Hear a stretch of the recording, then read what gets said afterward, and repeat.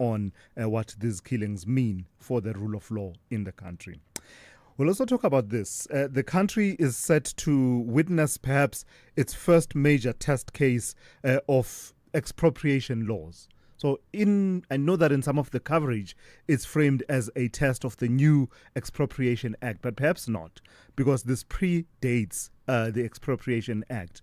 So an expropriation along that vein, though, is headed to the courts in the so-called Driefontein farm case, where the city of Ekurhuleni expropriated or notified its intention to expropriate a 34-hectare property meant for housing and offering in that process nil compensation. Remember those words? Where compensation can be nil. But this was done in 2019, and the market value, we are told, of the property is estimated to be as high as 64 million rand. That has not gone down well with the former owner, Business Venture Investments 900, who say that they've spent millions in legal fees and lost development opportunities since first being stripped of the land in 2019. But it's an interesting case, isn't it?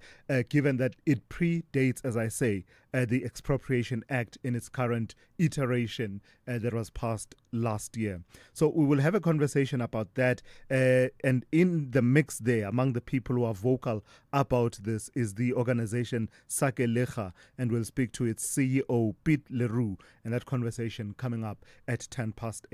You can weigh in on this as well. I mean, I think we will get a sense of, there's always been, in principle, a belief that even within the framework of Section 25 and the protections that it provides against arbitrary deprivation of land and property, it's always been said that there was nothing that the government of the day wants to do with land reform that it could not do even within that framework of Section 25, even before you bring in the new Expropriation Act. So because this case predates the current Expropriation Act, it will be interesting to test out that theory that has always been held.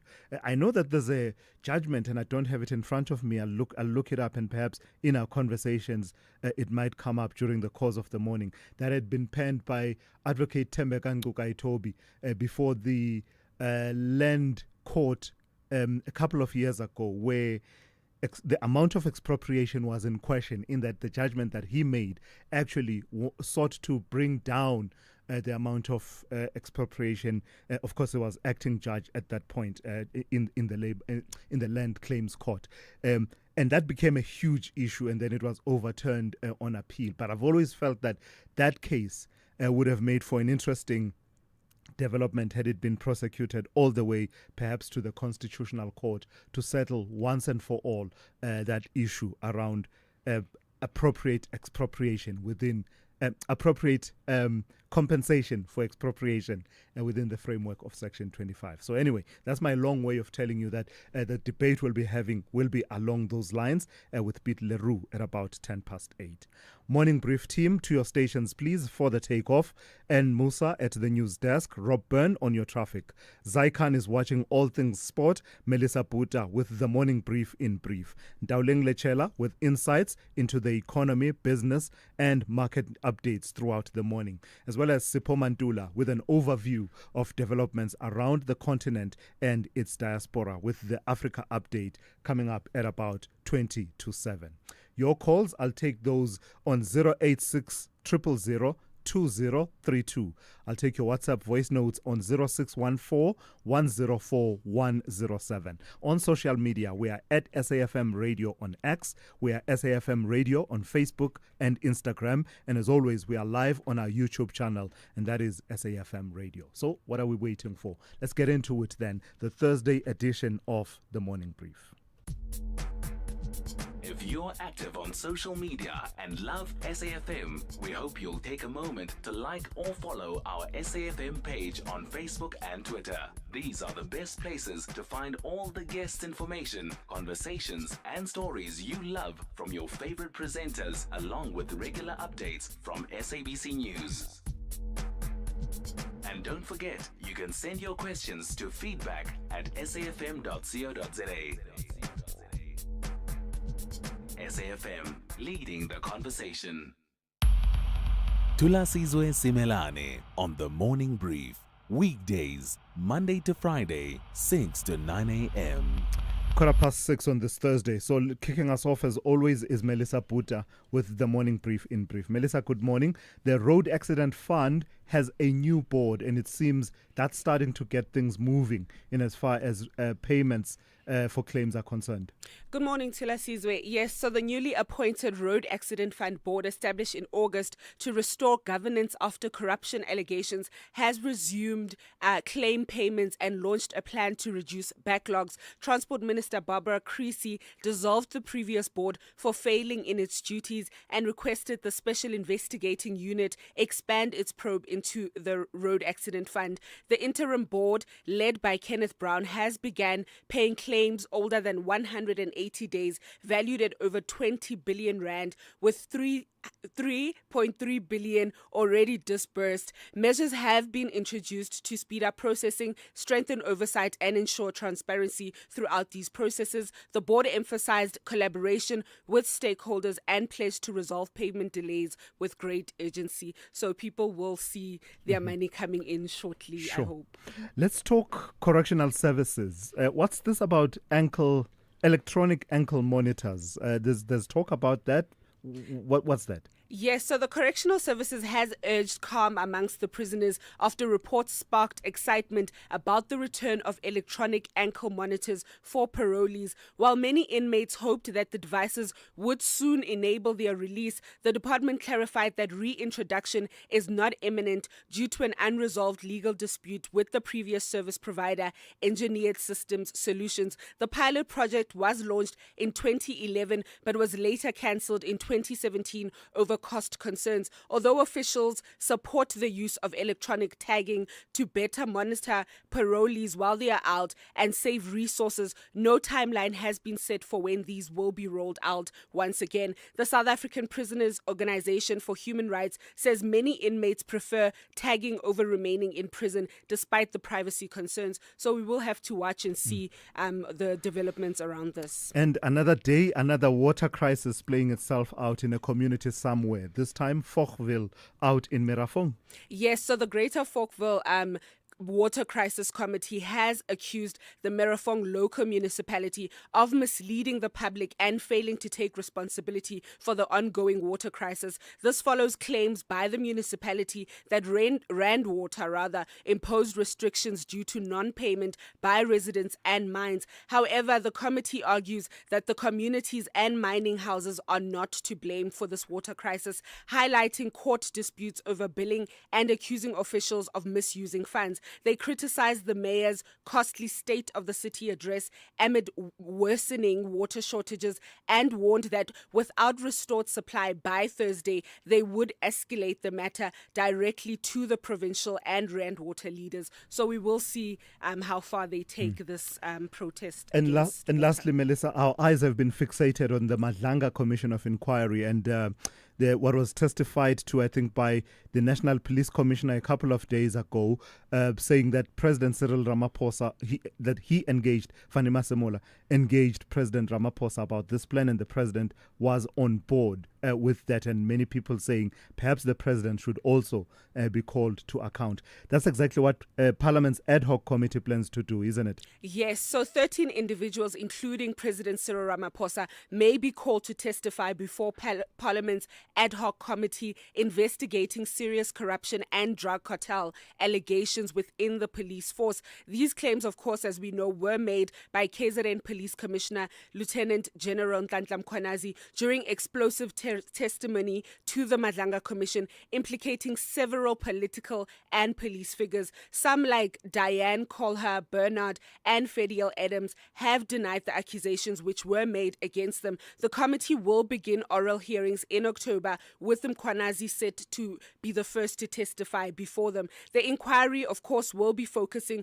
on the alleged criminal infiltration of law enforcement and the controversial disbandment of the SAPS political killing killings task team. The final witness list is expected on Friday, which is tomorrow. So it will be interesting to see who they will be calling for. Yep, good busy, and it's still going to be quite busy going forward with both commissions now. Well, the commission on the one hand and the ad hoc committee also probing the same issue. It will be quite busy over the coming weeks.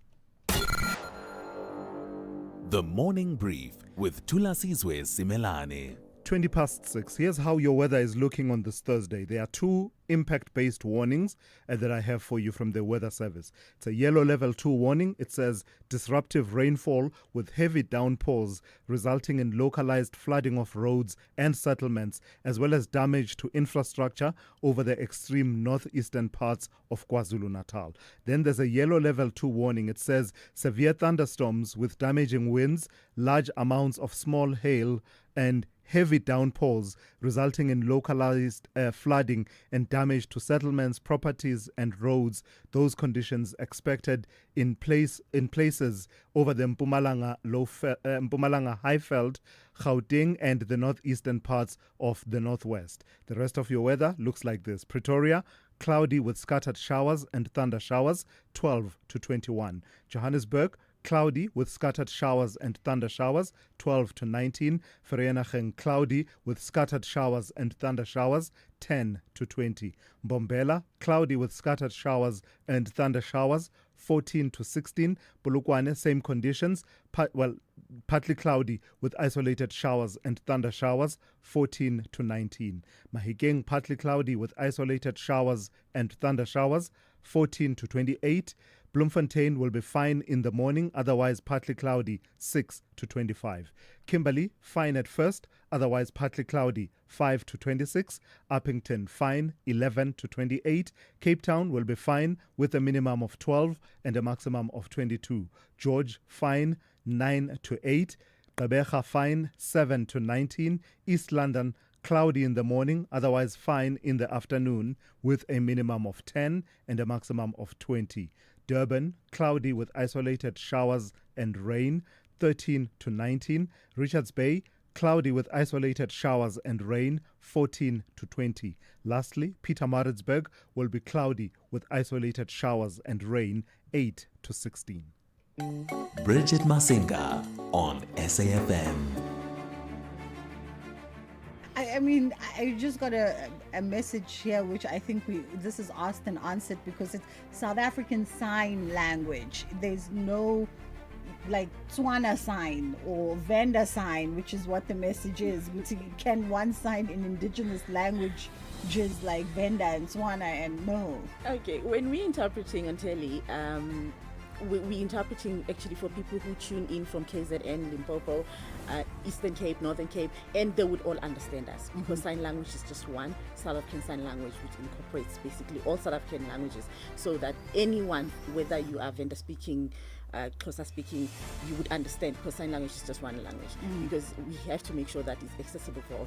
Fortune, Madlanga, and of course Umpo Teme. The Full Circle with Bridget Masinga, Monday to Friday, 1 to 3 p.m. These are the weekend shows on SAFM. Music of Africa with Sheila Ndikumana. The Weekend View with Bongiwe Zwane. The Jet Set Breakfast with Michelle Constant. Seasons with Khomotso KG Mweketsi. The Soundtrack of Your Life with Ernest Pillay. Weekend Sundowner Classics with Kutlwano Masote.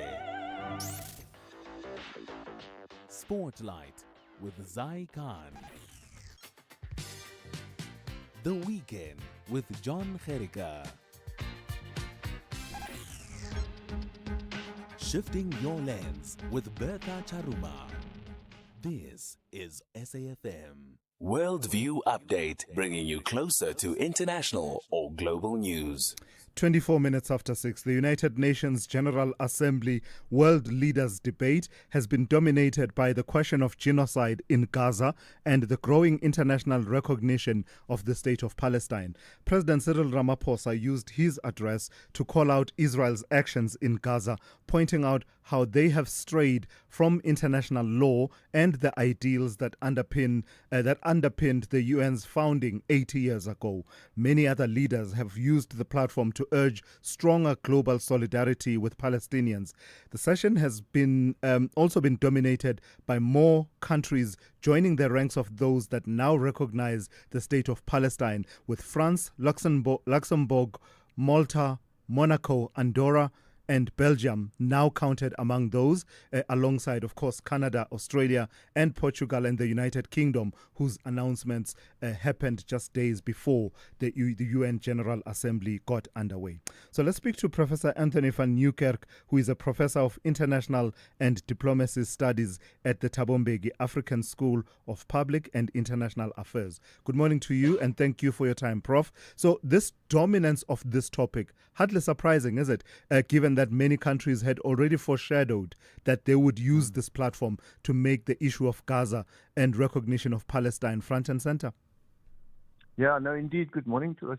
I agree with you that the expectation was building up for several weeks now, and it could be a turning point, perhaps, because I think the international opinion is now shifting towards an acceptance that there is a genocide in Gaza, and that the Israeli state is responsible for it, and that they don't listen to international legal opinion or international humanitarian law, and that they continue to do this. And so there's a realization that is dawning on the international community, I would say, that more pressure is now needed, a concerted action, and speaking with one voice. I must quickly add that, the global south has been taking this position for a long time, including South Africa and many other countries. It's the Europeans or the Western nations that is coming around to understanding this situation in this way. And so it was quite significant that on the side of the UN General Assembly meeting, there was a dedicated session or a summit even to recognize the state of Palestine. But the question really remains, I think, what does it mean for the conflict in Gaza and in the West Bank? What does it mean?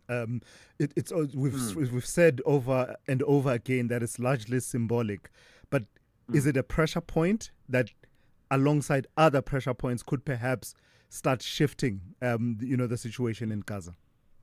Yeah. So my perspective on this is that if you think back of the struggle against apartheid for many decades, it didn't end very quickly, and indeed it took a long time for the international community to be rallied around the point that there must be enough pressure on the regime to force it to enter into a process of negotiations with significant internal, support.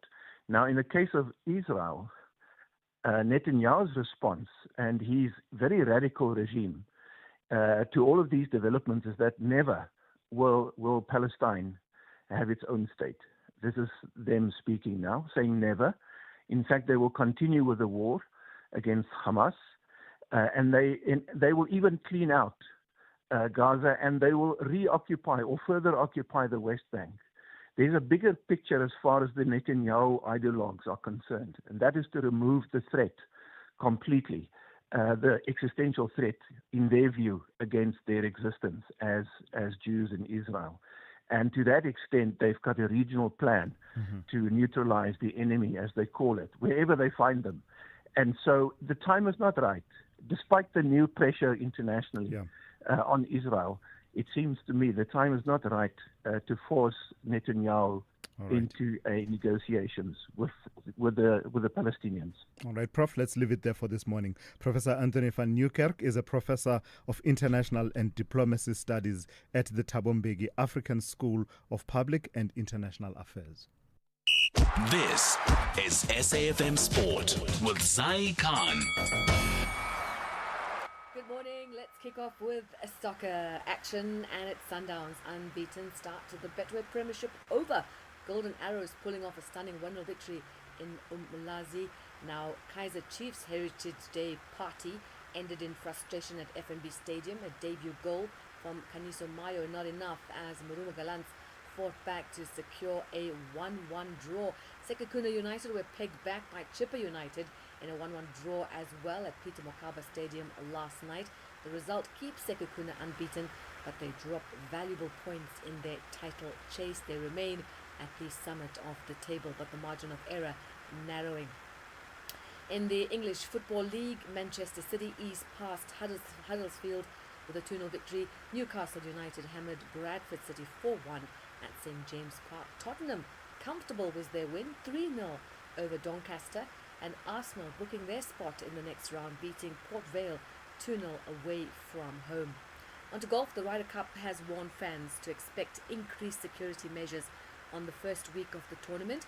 With US President Donald Trump in attendance, organizers say fans should expect airport-level security around certain parts of the Bethpage Black Golf Course, and fans who leave an area and wish to return need to be checked again. Trump has attended a number of sporting events since returning to office with the start of the men's final of the US Open earlier this month. Tennis action, Maria Sakkari overcame Ashlyn Kruger in a marathon first-round match at the China Open in Beijing. Barbara Krejcikova also moved into the second round of the China Open. She had a win against Anna Blinkova. And finally, in the men's tournament happening in Japan, Francis Tiafoe smashing his racket as he lost to qualifier Martin Fucsovics first round of the Japan Open. The 8-seed Tiafoe struggling with his first serve, and he lost 3-6, 6-1, 7-5. Tiafoe has slipped down to 29th in the rankings. That's your sport. We'll serve it up more. Top of the hour. I'm Zai Khan.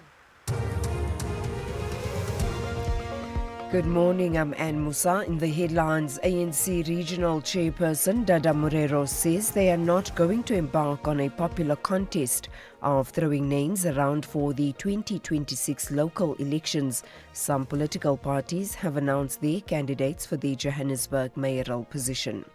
A man has been shot and killed at Westridge in Mitchell's Plain on the Cape Flats. Police spokesperson Wesley Twiggs says the 37-year-old's body was found in an open field next to a primary school. And a gunman has shot dead at least one detainee at a U.S. immigration facility in Texas before killing himself. The U.S. government says the man opened fire from a nearby rooftop. I'll have details on these and other stories at 7. SAFM, guiding you through the rush hour traffic. Good morning. A reminder, if you're on your way out of Durban to Pietermaritzburg, crash at Key Ridge this morning. Traffic is quite heavily backed up just past the Shongweni exit. Is where you'll join the queue of trucks and vehicles as you head on to Key Ridge direction Cliffdale into that crashing. Got the first of today's breakdowns on Durban's N2 South between Umgena Road and Spaghetti Junction. So traffic accordingly on the run through to 4 level, just starting to slow up. Joburg roadworks on the N3. They're still there since last weekend.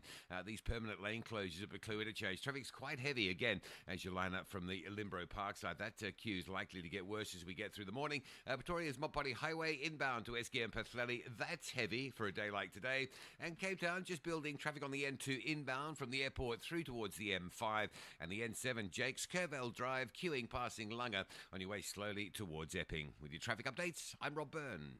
The Business Update on SAFM. All right, we want to turn to Ndawuleng in a moment. Among some of what Ndawuleng will be telling us about is Alibaba and them banking on the AI boom for their growth, joining a growing list of companies, of course, that see the AI boom as the next big frontier in as far as growth is concerned. Ndawuleng, good morning. Tell me a bit more about that. Alibaba pegging their growth aspirations on the AI boom.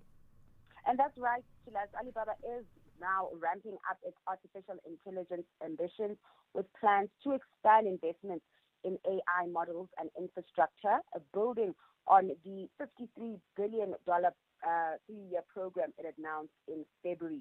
Now, the company CEO, Eddie Wu, told attendees at Alibaba Cloud's annual technology conference that it intends to sustain and grow spending as it prepares for what he described as the coming era of artificial super intelligence. In addition, Wu emphasized the scale of global investment in the sector, estimating that more than $4 trillion will be poured into AI worldwide over the next 5 years. Now, the company also revealed plans to expand its cloud footprint with its first data centers in Brazil, France, and the Netherlands, while adding facilities in Mexico, Japan, South Korea, Malaysia, and Dubai next year. Lastly, Alibaba has partnered with Unicom, a major Chinese e-commerce firm, which will integrate accelerators from Alibaba's semiconductor arm as Chinese tech companies continue to push for chip independence amid U.S.-China trade talks. So let's talk in the mining sector. De Beers, I saw the comments of the Botswana president about their intentions around De Beers. It seems they are not alone. Angola is also eyeing a stake there. That's right. It's entered the race for a stake in De Beers, with state-owned diamond company Indiama submitting a bid for a minority stake. Now, the move comes as Anglo-American pushes ahead with the sale of its diamond subsidiary, part of a broader shakeup of its global portfolio. So far, De Beers has drawn interest from at least 6 bidding groups. Angola's proposal stops short of seeking control. Instead, the Mineral Resources Ministry said the country envisions De Beers remaining a privately held company with governance shared by its African partners, adding that its offer is intended to encourage meaningful participation from other Southern African countries like Namibia and South Africa, creating a balanced structure with no single shareholder dominates. Now, Botswana, of course, already owns 15% of De Beers and is reported to be eyeing a majority stake, positioning itself as a leading contender in the ongoing process. And just recap for us then how we closed, I guess, here at home the day before yesterday, but also elsewhere in the world, as well as how we've opened today. So starting stateside, trade was downbeat, with stocks closing in the red overnight, particularly in the U.S. This after Fed Chair Jerome Powell hit a cautious tone when it comes to the central bank's monetary policy path. He delivered a speech over, I think it was on Tuesday, and markets have been spreading over that because there was confidence that there would be even more rate cuts into the fourth quarter of the year. So with those comments, we saw markets taking a breather, with the Dow Jones leading the losses down close to 0.4%. Over in South Africa, trade, of course, muted as the JSE was closed on account of yesterday's public holiday, but reflecting on Tuesday's close, the local bourse ending the day mostly in the green, led by the resources on the back of the gold rally, resulting in the all-share closing 0.7% higher. The rand, in the meantime, maintaining stability, still at that 17.30 level against the greenback. Oil trending higher, going back most of last week's losses, up over $68 per barrel from about $65 on Tuesday. And lastly, in Asia, markets mostly in the green, but caution remains as traders across the globe eye U.S. inflation figures that print out tomorrow afternoon. All right, Ndawling, thank you for that. We'll touch base with you once again in the second hour, just after 7:30. Africa Update on SAFM. Let's turn to Advocate Sipho Mantula for that. Good morning to you, Raz. Out in Malawi, it wasn't even close. It was very decisive. Well, not overwhelming, but it was decisive in the end for Peter Mutharika. Absolutely, Thulas. Jumbo Africa, and a refreshing morning to the listeners. Thulas, the chairperson of the Electoral Commission, Justice Annabella Mtalimanji, yesterday confirmed and has to declare, Thulas, because remember, the chairperson of the commission that can even declare the winner, and saying that Peter Mutharika with 57%, Chakwera 33%, and number 3 was the former governor of Malawi, Dalitso Kabambe, only with 5%. Mebanda, he didn't do well, Thulas, only 1.6%, only 86,000 votes. But when you look at the voter turnout, Thulas, out of 7.2 million registered voters, only 5.5 million turned to this ballot, 76% when he was giving that stats. But that it is a challenge to us after this election results now is the swearing in now, because I don't see any contestation. Despite some of the media cables says Chakwera wanted to block some of the counting Thulas, but he has went in the media yesterday accepting the outcome of the results. Now it's a challenge to the professor at the age of 85 Thulas how to deal with the economic crisis in that country. The fuel shortage and the foreign currency Thulas are the challenges that faces the old and the new president who comes again in the state of Malawi.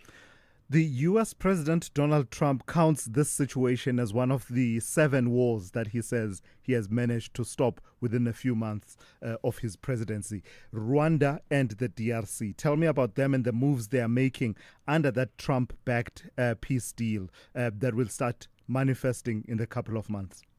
Thulas, I mean, both DRC and Rwanda are saying they are going to implement this peace deal that was mediated, if you will recall, around the month of August. But Trump might take an early victory to us, but it's still a heavy challenge between the two governments. Tshisekedi at the UNGA, you did hear him to us, he's still talking about the withdrawal of forces out of the Eastern Congo.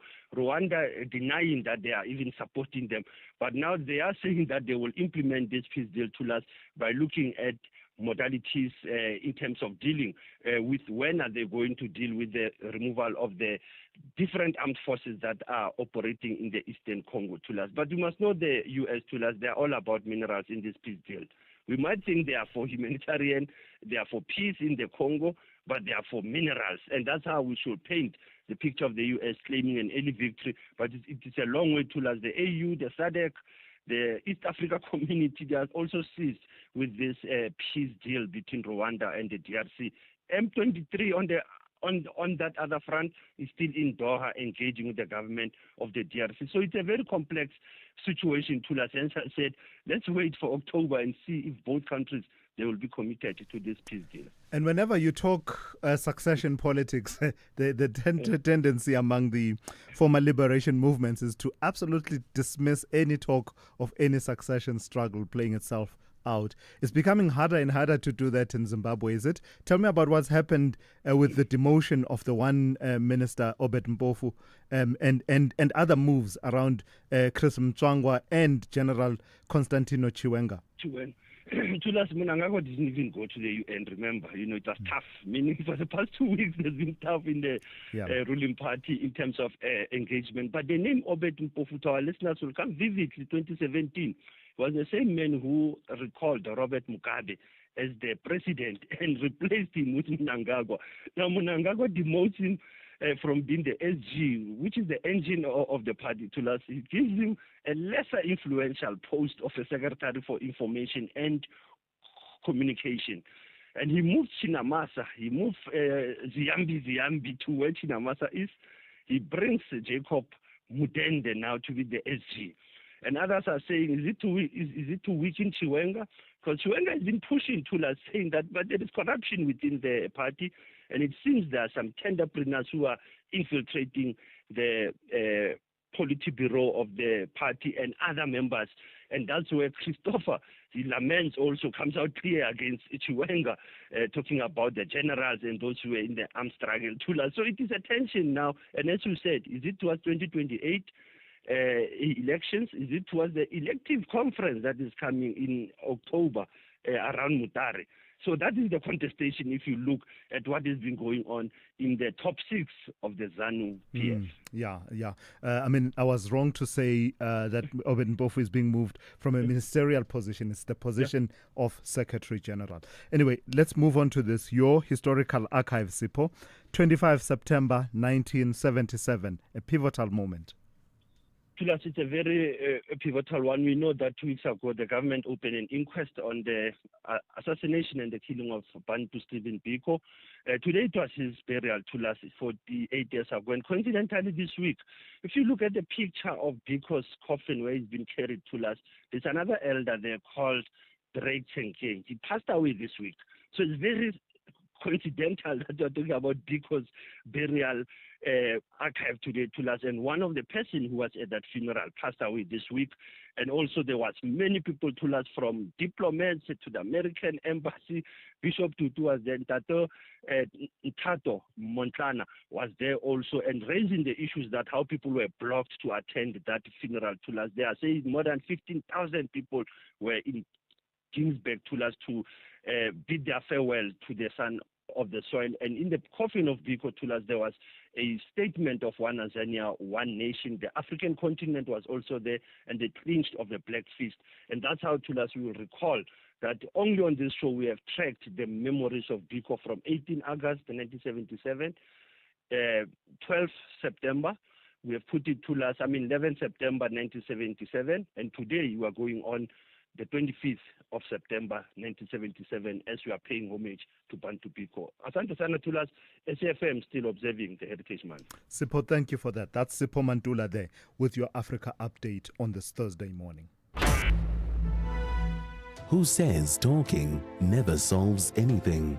SAFM, leading the conversations that move us.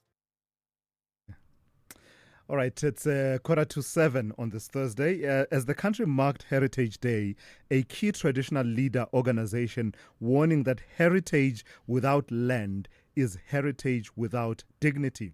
In a strongly worded statement, Kgosi Thabo Milton Siatlolo highlights that Amakhosi remain custodians without land, with communities still confined to just 13% of barren territory. He argues that dispossession continues to erode indigenous dignity, while the Khoi and Sen remain excluded from recognition and denied access to the land and wildlife central to their cultural and spiritual practices.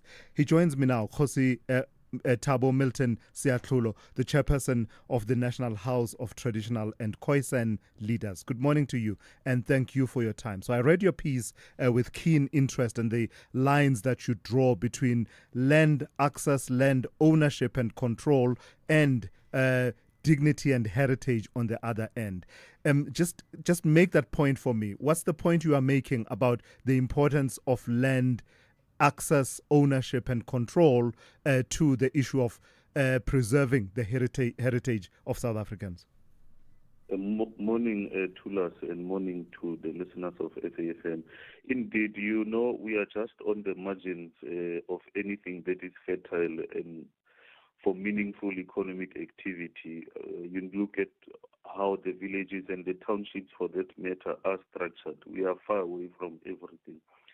It means we will continue to be excluded. But let's look at what happened in Botswana. When President Boko came in, he made sure that the dignity of the Khoisan people is given back to them. They're able to go back to those national parks, and they're able to visit their ancestors, their burial sites, they're able to access them, and also get buried there in future. What we are merely requesting is that the same be accorded to the Khoisan communities that are here in South Africa, because we are one people in any case. They should be able to access the game parks and be able to practice their sacred rituals. It's the beginning of the year now in our African calendar, but also from an agricultural perspective.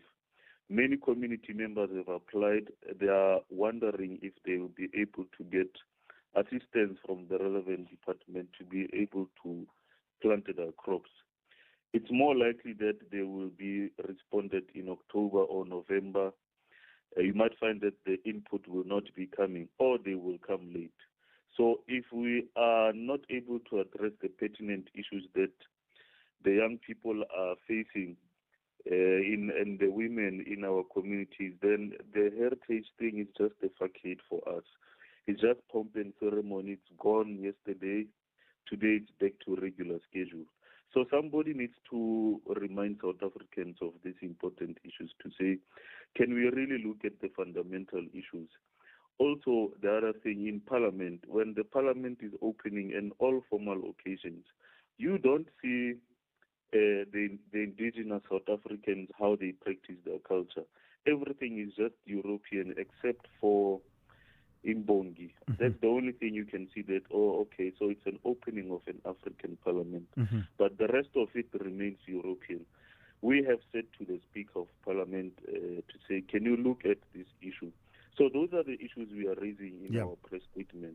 So two distinct issues, but nevertheless equally interesting.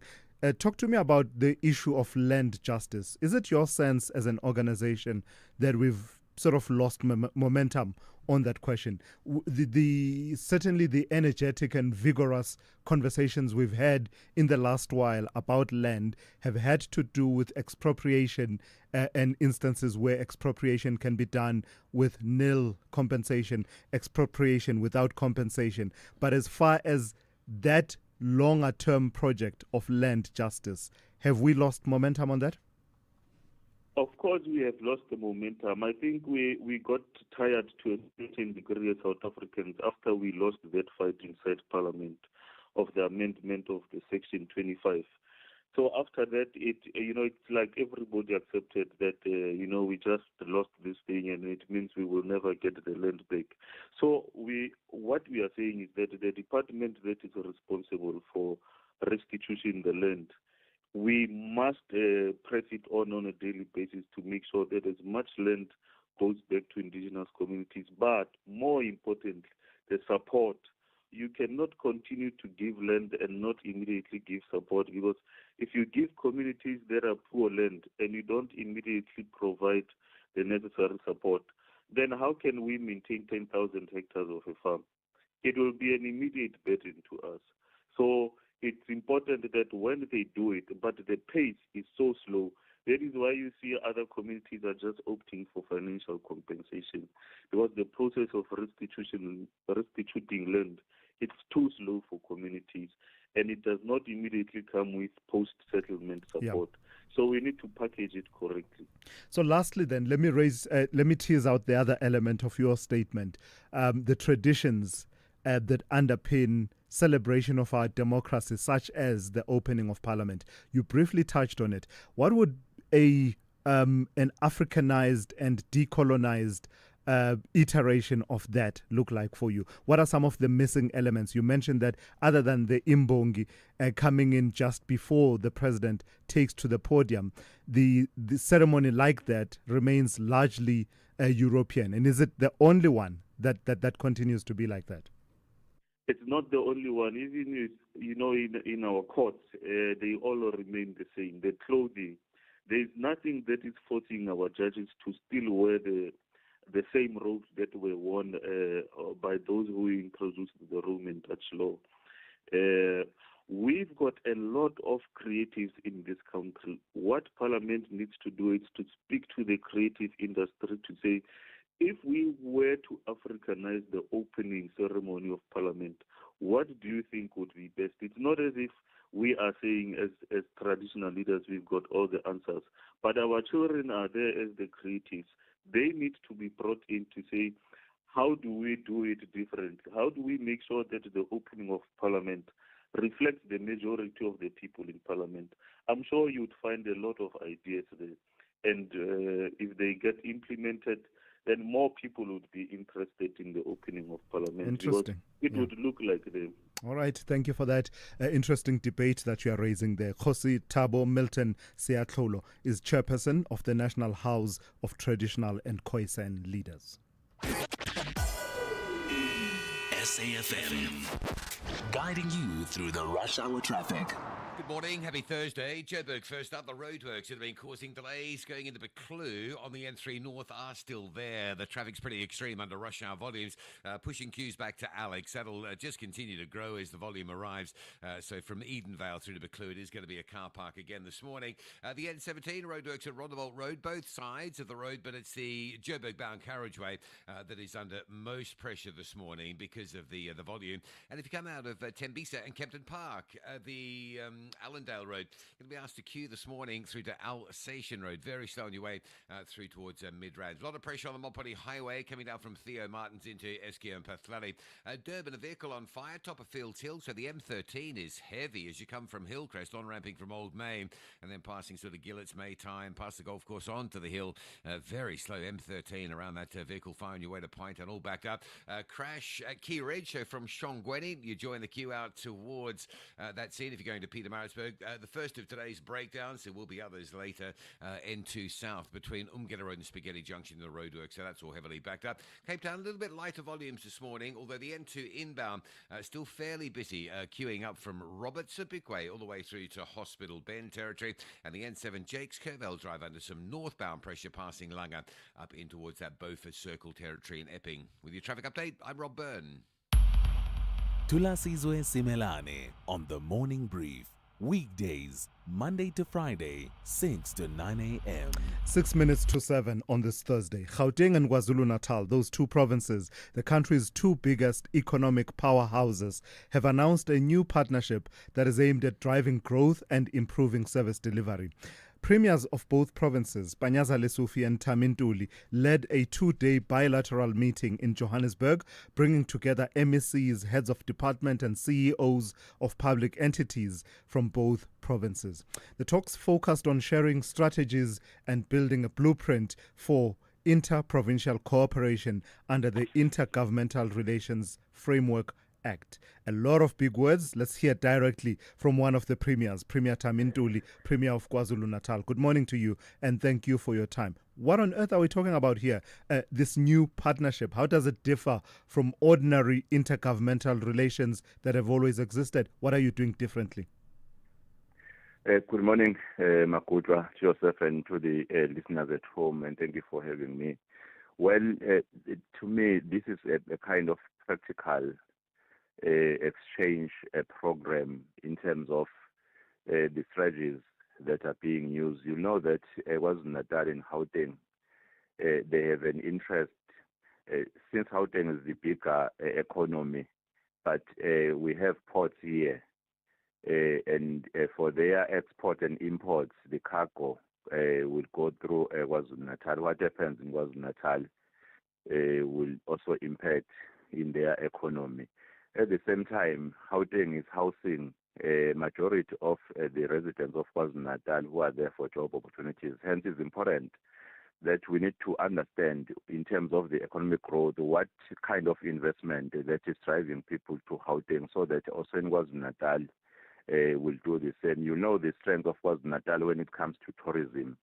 It surpasses the strength of Gauteng. You know that during these strategic seasons, people flock into the province of KwaZulu-Natal.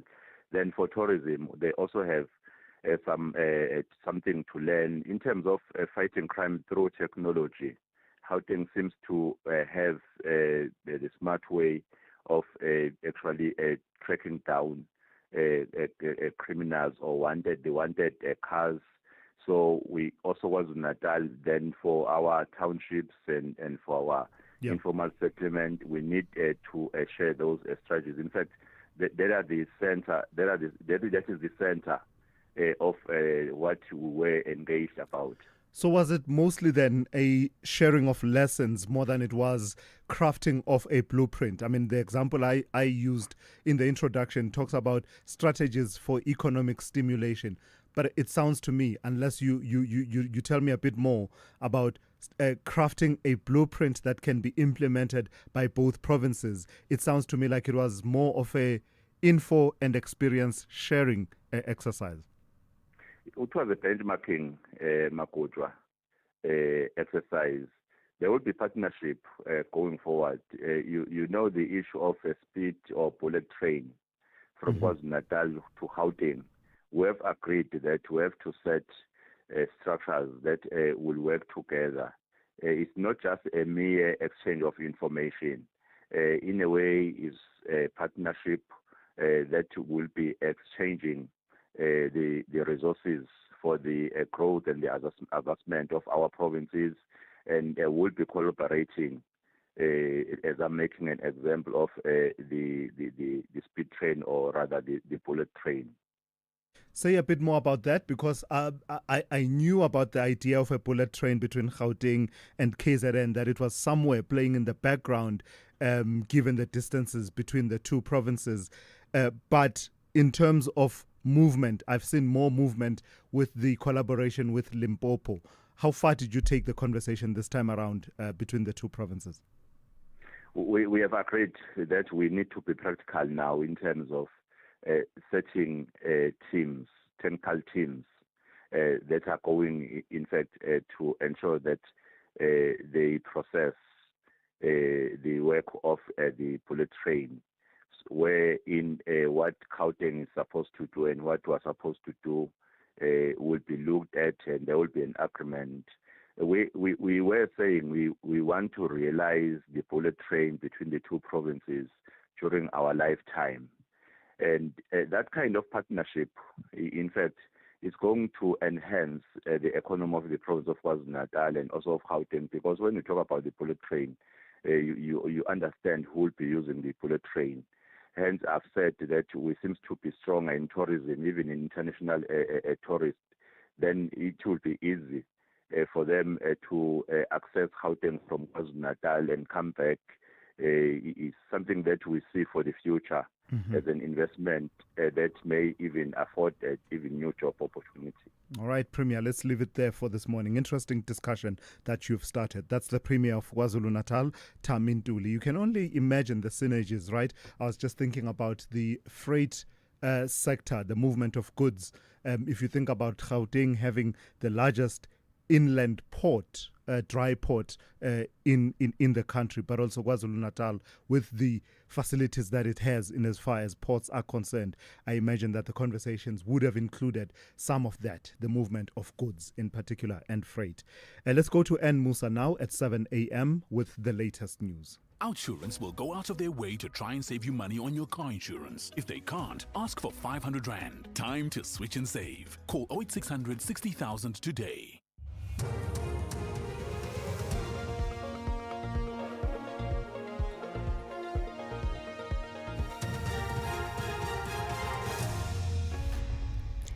In our top stories, ANC following process before naming mayoral candidates and a deadly shooting at a U.S. immigration facility.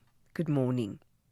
ANC Regional Chairperson Dada Murero says they are not going to embark on a popular contest of throwing names around for the 2026 local elections. Some political parties have announced their candidates for the Johannesburg mayoral position. The DA has announced its Federal Executive Chair Helen Zille will be running for the Joburg mayor, while the Patriotic Alliance has thrown the hat of its Deputy President, Kenny Kunene, into the ring. Action SA is holding its cards close to its chest, but there's an indication its President, Herman Mashaba, could be its candidate. Murero says there's a process in the ANC before they can talk about names. The ANC has a different process, likely to start around February, March, where the ANC will then first announce what we call the selection of candidates guidelines. And once that has gone out and accepted and adopted by the NEC, it will then give us exactly at what point we are going to convene branch general meetings to start the selection process. Once the selection of candidates has been completed, the ANC then undergoes a process of selection of a mayor. It can be done immediately after the election, or it can still be done before an election.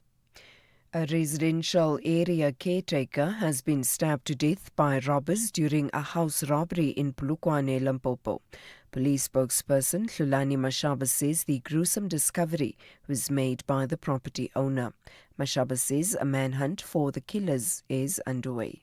The acting Provincial Commissioner of Police in Limpopo, Major General Jan Skeppers, has activated a multidisciplinary team to hunt down the suspects involved in a house robbery and gruesome murder of a 56-year-old male caretaker at Polokwane residential area. According to a preliminary report, the victim was last seen on Friday by his co-worker. A man has been shot and killed at Westridge in Mitchell's Plain on the Cape Flats. Police spokesperson Wesley Twig says the 37-year-old's body was found in an open field next to a primary school. Twig says the motive for the attack is yet to be determined. He says no arrests have been made. Police members were called to the crime scene, where they found the victim with gunshot wounds to his body. The victim was declared deceased on the scene by medical personnel. The National Credit Regulator says there's a need to amend the National Credit Act as illegal moneylenders continue to thrive at the expense of citizens. Many South Africans are struggling to make ends meet and sometimes turn to credit. The NCR says most people are borrowing from loan sharks because it's quick cash and there's no assessment conducted. Senior legal advisor at the NCR, Ntabiseng Sifudi. We have been working extensively as the Education Department, partnering with the SAPS to also educate these consumers that, yes, there are instances where not all of you might qualify for the loan, but if you approach those banks, there are processes that they follow, the reasons why you do not qualify for a loan. A way forward, remember, we do have the National Credit Act, where it is recommended and where we can see, as times change, the need to amend the Act. That will also be done. But it can be done through us collaborating as government with other organizations as well as the community. And finally, a gunman has shot dead at least one detainee at a U.S. immigration facility in Texas before killing himself. The U.S. government says the man opened fire from a nearby rooftop. Speaking to CBS News, the acting director of U.S. Immigration and Customs Enforcement, Todd Leons, described the shooting as a targeted attack. You don't shoot out the windows. You just don't shoot at the random vehicles. You don't pick that location, a specific spot in Dallas, just to make a statement. You know, when you have anti-ICE rhetoric written on the bullets, you know who they're targeting. And, you know, I wouldn't even say it's targeting against ICE, it's targeting against law enforcement. And there's no place for it in our society. Recapping the top story, ANC Regional Chairperson Dada Murero says they are not going to embark on a popular contest of throwing names around for the 2026 local elections. Some political parties have announced their candidates for the Johannesburg mayoral position. For SFM News, I am Anne Musa. Outsurance will go out of their way to try and save you money on your car insurance. If they can't, ask for 500 Rand. Visit outsurance.co.za today. You always get something out. When it comes to saving you money, Outsurance puts their money where their mouth is. That's right. If Outsurance can't beat your car insurance premium, ask them for 500 Rand cash. Make that 1,500 Rand cash if you've been claim-free and with the same insurer for 3 years. Savings or cash, you always get something out. Get a quick and easy quote today. Call 0860 60,000 or visit outsurance.co.za. Licensed insurer and FSP. T's, C's and information online. It's a very good morning to you. In your SFM sports headlines, it's soccer action. Kaizer Chiefs stumbling at FNB Stadium as Marumo Gallants fight back for a point. And we also bring you cricket. India qualifying for the semi-finals of the Asia Cup. All the details just before 7:30. SAFM, guiding you through the rush hour traffic. Good morning. The queue on Joburg's entry north into the construction zone at Buccleuch continues to grow, currently sitting back as far as Modderfontein Road. That'll probably be back sort of in towards Giluli's territory before we're done this morning. Lanes that are closed at Buccleuch, been there since Saturday, and under peak conditions it really does back up quite horribly and heavily. The Allendale Road coming out of Tembisa and Kempton Parkside across to Midrand, heavy. Big queues down towards Alsatian Road side this morning. A couple of issues around Durban, one on your way to Pietermaritzburg, a crash at Keir Ridge, so that's slow from Shongweni. Vehicle fire top of Fields Hill has been holding traffic on the M13 arriving into Kloof from Hillcrest. Breakdown before Spaghetti Junction, still there. The N2 South coming over Umgeta Road is very slow. Cape Town 35th Avenue up into Bishop Lavis is busy. Behind that, Robert Sobukwe and Stellenbosch arterial roads are queuing. The N7 from Vangate Mall is jammed all the way through Langa up towards Beaufort Circle territory. And if you're on the N2 inbound this morning from just after Robert Sobukwe, so by about the time you get to Langa, it is slow all the way through to Hospital Bend. And the R44 out of Somerset West queuing to Annandale Road. Very slow on your way towards Stellenbosch. With your traffic update, I'm Rob Byrne.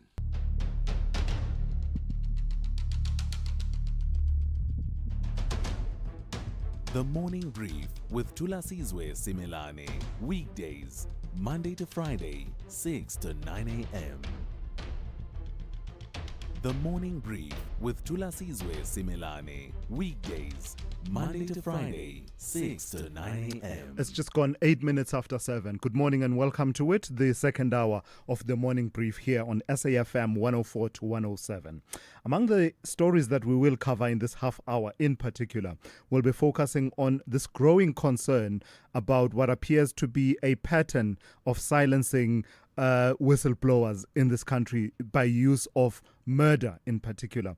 We're talking in the wake of the killing of insolvency lawyer Boer van Niekerk, who was shot in his office in Johannesburg. And that makes him the latest in what observers are calling a dangerous trend of silencing corruption fighters. So there's a powerful piece that has been written in the last while that was written by my next guest who will join me and have a conversation, and that's Jacques van Wyk, who is CEO of JGL Forensic Services. He reflects on these killings. I think in the list there he includes, he says, Boer van Niekerk's killing makes him the fifth person in that vein of whistleblower, forensic auditor, insolvency lawyer, and people like that to have been killed this year, and certainly worried that a trend is coming through that talks to undermining the rule of law by the use of violence. So in the next few minutes, I'll be speaking to Jacques van Wyk, just reflecting on that piece that he has written and what issues he's trying to drive to the fore for all of us to pay attention about what is going on. And then immediately after that, we will reflect on the Madlanga Commission of Inquiry. Lots of anticipation. A new witness is now expected to take the stand today, and we are told that this is likely going to be an official from the SAPS's legal division and will take the stand today. Of course, this is part of the ongoing testimony. This will be the third witness to have taken to the stand at the commission. If he or she will follow the testimonies of the KwaZulu-Natal Provincial Commissioner, Nhlanhla Mkhwanazi, and last week, in fact, at the beginning of this week, the testimony of Fani Masemula, the National Police Commissioner. This time around, we will hear from a legal expert from the SAPS. Through it all, do weigh in on these conversations and other matters that may be on your mind this morning. The number to dial, as always, is 086 000 2032. Your WhatsApp voice notes, please send those to 0614 104 107. Let's get into it then. The second hour of the Thursday edition of the Morning Brief. SAFM has signed a code of conduct that is enforced by the Broadcasting Complaints Commission of South Africa. Under the code, we are committed to giving news that is accurate, comment that is fair, and programming that is not harmful, does not amount to hate speech, or contain violence or explicit sex. If you think we are not living up to that code, then you can inform the Broadcasting Complaints Commission of South Africa. Direct any complaints in writing to the Broadcasting Complaints Commission of South Africa. PO Box 142365. Craig Hall 2024. Fax to 011-326-3198 or an email to bccsa@nabsa.co.za. For more information, please visit www.bccsa.co.za. Thulasizwe Simelane on the Morning Brief. Weekdays, Monday to Friday, 6 to 9 a.m. 12 minutes after 7. In a chilling development, prominent insolvency lawyer Boer van Niekerk was shot dead in his Johannesburg office, marking the latest in what observers call a dangerous trend of silencing corruption fighters. The CEO of JGL Forensic Services, Jacques van Wyk, has penned a powerful reflection on that killing, as well as others, in which he warns that such targeted killings, including those, the 2023 murders of Clute Murray and his son Thomas Murray, and the 2022 killing of whistleblower Babita Deokaran, reflect a systematic effort to intimidate investigators, liquidators, and lawyers challenging entrenched criminal networks. He then goes on to argue that these assassinations not only remove key individuals from the anti-corruption front lines, but actually send a powerful message that accountability, can be erased by violence. Jacques van Wyk, CEO of JGL Forensic Services, joins me now to take that conversation forward. Good morning to you, Jacques, and thank you for your time. Let me start here. The killing of Boer van Niekerk did not even make headlines as prominently in a sense that conveys society's shock as one would have expected. Why is that? Do you have an inkling into why that is? Good morning, and good morning to your listeners. I think that we have become desensitized at the sheer number of people being killed, daily, and as a society, the shock value have fallen away, which is very dangerous. If you look at our murder rate and other issues and challenges. So it is just news, where in the past it would have been the main story. It is past and sort of mentioned in passing, and I think that is why we've been desensitized due to the sheer volume of this news. And in fact, you talk about the sheer volume of this news. You make the point in the piece that you've written that this year has seen quite a number of these incidents. Absolutely, we've got 5 prominent ones, and I think the scary part is that there are other names and people that we're not even aware of that have might been classified. Not everything that happens makes the newspapers or get into social media. So, we refer to 5, but I think there's a lot of other names and other people fighting the good fight that have paid the ultimate price that just doesn't make the news.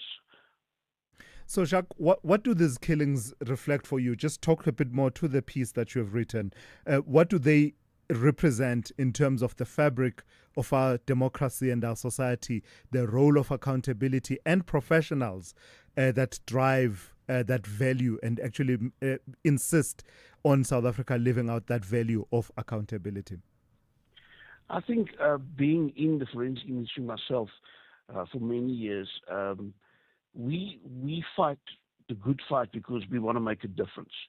The people in law enforcement, people auditors, internal auditors, these lawyers, whistleblowers, we believe in a better South Africa. We want to make a difference. It means that if we don't fight against corruption and fraud, money is lost and wasted that should go to the needy infrastructure and taking South Africa forward, getting the economy going and making it grow.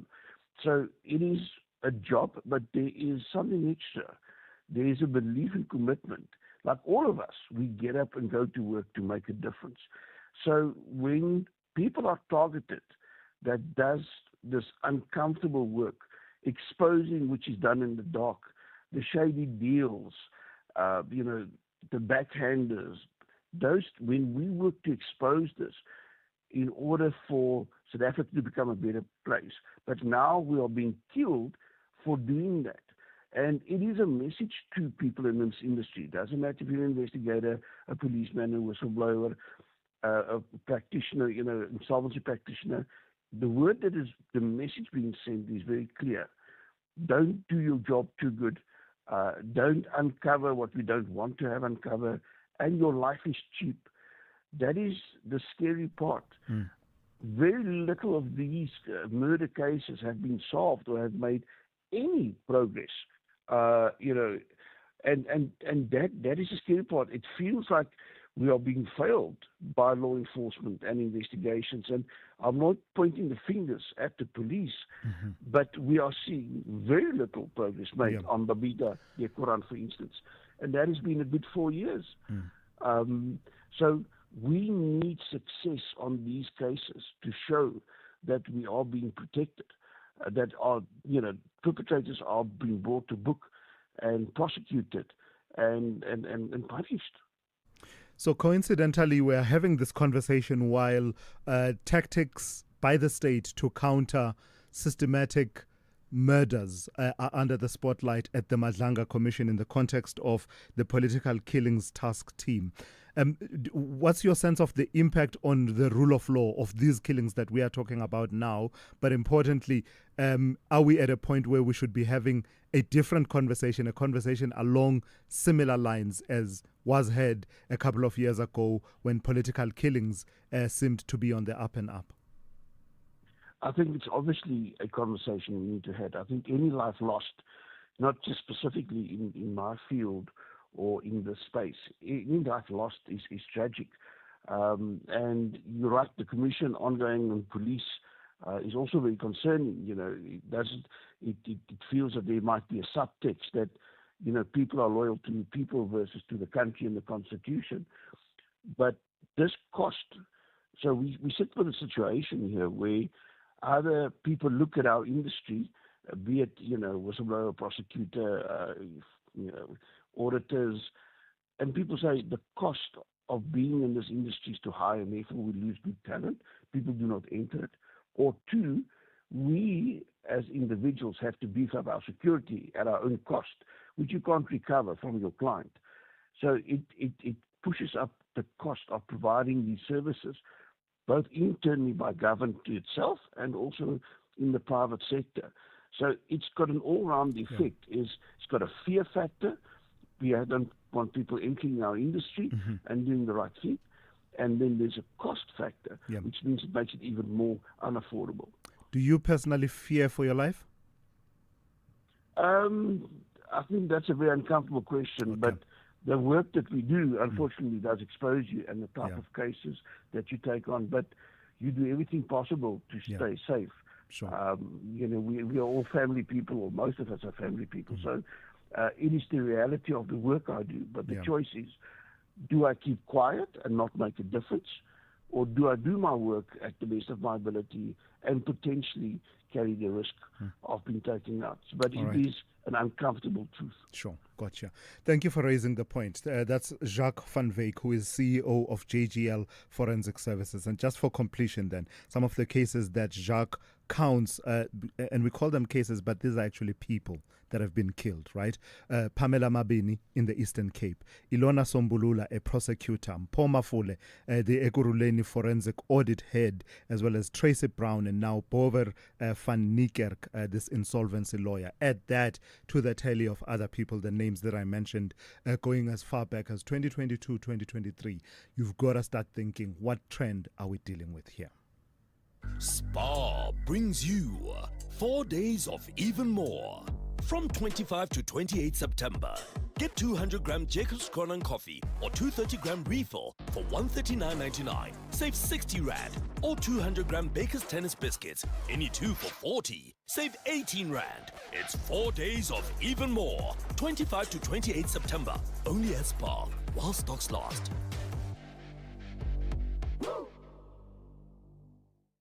Mr. Govender, congrats on the retirement. You just sold your car to We Buy Cars. Tell us about it. Yes, it just gathered dust in the garage, so I exchanged it for cold hard cash. Now my wife and I can enjoy a stress-free retirement. Retiring the car as you retire. Nice. So why We Buy Cars? It was so quick. They came over to our house to do the evaluation, and we sold it the same day. Tops, man. Okay, so now you got even more time on your hands, eh? Exactly. We Buy Cars. Geared for your next chapter. Geared for you.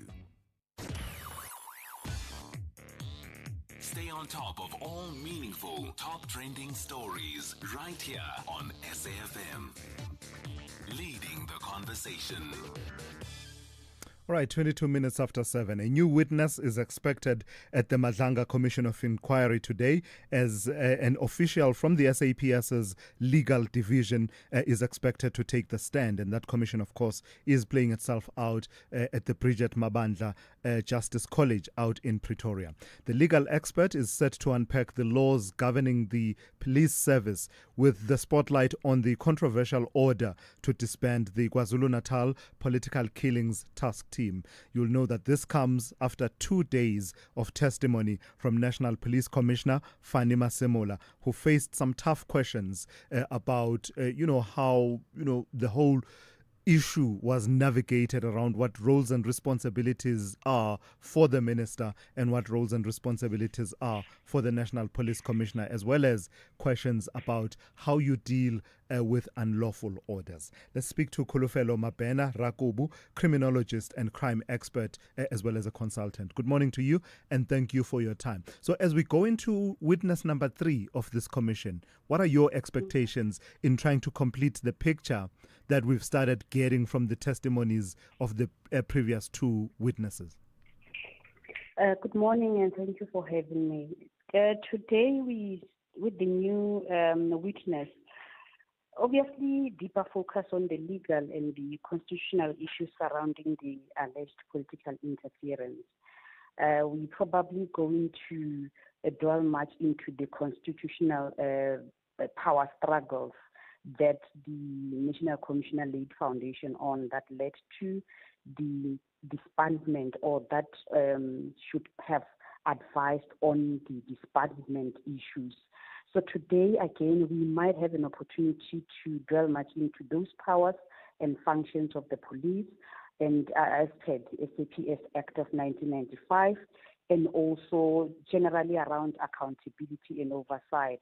But we're going to be transitioning to the second phase as well. Yeah. Remember, today we might even get to contradict or rebuke some of the allegations made, because this legal expert might go deeper to highlight and might present a different scenario to what has been highlighted. And again, from this second phase, the other implicated individuals will have an opportunity to come and provide their side of the story, or to also come and contradict or even refuse or go against. So the power struggle within the SAPS will be central generally. Yeah. And that is when now the commission will have a field day in trying to verify or probe into those power struggles to assist the commission arrive at a recommendation that can tap into that, because obviously after this, South Africans should be advised on what kind of reform, where to reform, and is it possible or is it doable? Where in the Constitution is vagueness or a section that requires further clarity? Because remember, with Masemola, Section 207 was a very central, but we must have an opportunity, should it come out as a bit of a problem with its vagueness and misinterpretation, then the Commission can recommend a reform that is centered around that. So I'm glad you go there, because I got the sense that in a way the testimonies of the last 2 witnesses, but in particular the National Police Commissioner, in a way is forcing a reckoning with the law around how the police service is governed. That's one aspect what you just talked to, the responsibilities of the minister versus the responsibilities of the National Commissioner. But what did you make of this conundrum of how to deal with unlawful orders? You're a police officer, diligent, conscientious, and then you just realize that the order I'm being given is unlawful, but you are in a command-based organization, as well as in that upward relationship with the state in the form of the executive. Are we at the moment of reckoning with that question of unlawful orders? We are, but then the National Commissioner did not understand at the time the powers he has, because he could have refused this unlawful order based on this Section 207, because it's very particular with what he can do and how things can be done. So a decision was taken in his absence without consultation, right? So that particular section is very particular, that there's no way this disbandment could proceed, because as per this section, I was not consulted, and this is now an operational decision wherein the minister does not feature, but he played along for whatever reason known to them. But I guess it might be one of those situations where they realize the magnitude of this political infiltration and the frustrations around this investigation, then realize that this time protocol will not even work, because his last resort was going to the president. But we never got to know whether the president ever reverted back to the national commissioner with regard to. But again, he could have even consulted the court to say, this is according to the section 207, this is the order. Then the court could have indicated that, no, Minister, you are nowhere near capabilities of taking operational decisions in this regard. It could have been gone that way. But again, he could have also consulted other oversight bodies. But now we realize that some of the members within those oversight bodies are implicated or even mentioned during the testimonies. So it looks like it was not even possible. All right. Let's leave it there for this morning. We'll see when the new witness takes the stand in what direction we will begin going from today. Khulufelo Mabena Rakubu, who is a criminologist and crime expert. Thank you for your time. This is SAFM Sport with Zai Khan.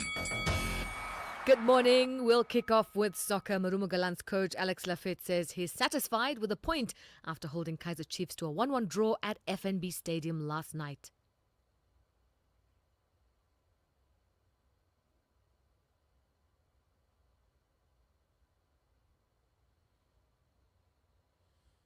Guys, the God is with you, because normally we must score after you concede a goal of difficult situation, and after you have concede a penalty, and now we can stop. For me, it's a change opportunity to restart the second half with in believing in you.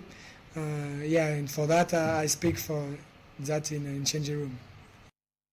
And Sundowns, well, their unbeaten start to the Betway Premiership over. Golden Arrows pulling off a 1-0 victory in Umlazi. Sekhukhune United were pegged back by Chippa United in a 1-1 draw at Peter Mokaba Stadium. And plenty of other action as well that you could have seen. Richards Bay making it 2 wins on the spin. They had a 1-0 victory against Magesi at Richards Bay Stadium. Orbit College back in the wins in the Betway Premiership. They defeated Polokwane City 1-0 at Olympia Park Stadium. Also, we have the EFL Cup. Arsenal moving safely into the next round with a 2-0 victory over Port Vale. Liverpool booking their place, edging Southampton 2-1. Manchester City clinical, beating Huddersfield 2-0, while Newcastle, well, they put 4 past Bradford City in a 4-1 win. Tottenham easing through a 3-0 win over Doncaster. And finally, cricket, the defending champions, India, booking their spot in the Asia Cup. And that's the final with a 41-run victory over Bangladesh. That's your sport. We'll swing back with more top of the hour. I'm Zai Khan. Good morning, I'm Anne Musa. In the headlines, Day 6 of the Madlanga Commission of Inquiry will hear testimony on the legislative framework governing the South African Police Service. President Cyril Ramaphosa established the commission to probe allegations of criminality, political interference and corruption in the criminal justice system. 2 of the 6 suspects in the murder of an 18-year-old matric learner from Humansdorp Senior Secondary School in the Eastern Cape will make their first court appearance at the Humansdorp Magistrates Court today. The suspects were arrested on Tuesday following a fatal stabbing at the school. And ANC Regional Chairperson Dada Morero says they are not going to embark on a popular contest of throwing names around for the 2026 local elections. Some political parties have announced their candidates for the Johannesburg mayoral position. I'll have details on these and other stories at 8. SAFM, guiding you through the rush hour traffic. Yeah, very good morning. Just having a look at Joburg. It's a different traffic pattern today after yesterday's midweek holiday. The N3 North, though, remains a problem. Roadworks are in place. Multiple lanes closed as you get up to Buccleuch interchange. Been like this since last Saturday, so we thought it might have been an in-out situation, sort of work off peak, lift them at peak, but no, they just seem to be permanent. Lane closures at Buccleuch. The N3 is heavily backed up from Modderfontein Road. Just keeping in mind, it is lighter volumes following that holiday yesterday, so under normal conditions, you'd be be queued right back to Bedford. It is still very heavy, though. If you're on the N3 North from Edenvale up to Buccleuch, certainly worth avoiding. Just staying in Joburg, Allendale Road out to Tembisa and Kempton Park across to Midrand. There's quite heavy queues on that section of Allendale. This morning, N1 South, you can see lighter volumes moving through Midrand. Although it is busy, it's just not as busy as it normally would be. A lot going on in Durban. There's a crash on the M13 just around the golf course before you get into Kloof. So coming through from Hillcrest, it's very heavy. There's also been an earlier vehicle fire at the top of the hill, which was the initial reason that traffic got backed up.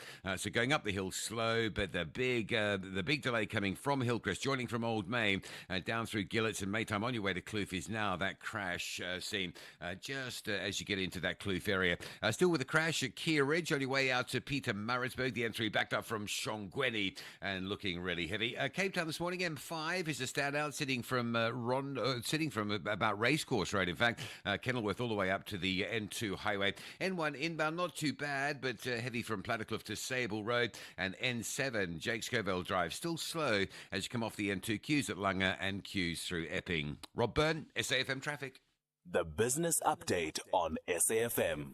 Let's say good morning once again to Ntauling Lechela. So Ntauling, the deadline for the renewal of AGOA, the Africa Growth and Opportunities Act of the United States, is looming fast, and South Africa is pressing for inclusion there.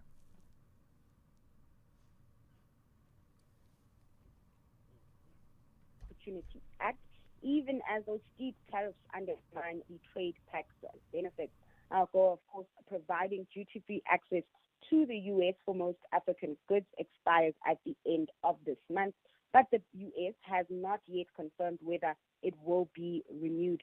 Now, as that hangs in the balance, speaking at the Council on Foreign Relations in New York after addressing the UN General Assembly earlier this week, President Ramaphosa warned that rising trade volatility is pushing South Africa to diversify its export markets, noting that while SA wants to preserve its relationship with the U.S., it is expanding ties with Asia, Latin America, and the Gulf to secure new opportunities for its manufacturers. Ramaphosa added that while the country negotiates its own trade deal with Washington, it will also be ideal for AGOA to be extended. AGOA's future also carries weight beyond South Africa. One of our neighbors, Lesotho, has said that Washington will extend AGOA for a year. The country's Minister of Trade, Industry and Business Development, Mukhethi Shielile, said he met with U.S. reps last week, where they assured that despite tariff pressures, the program would not be allowed to lapse. Let's talk company news, and Ntauling, tell me about Remgro and the opportunities that they are eyeing within the South African context.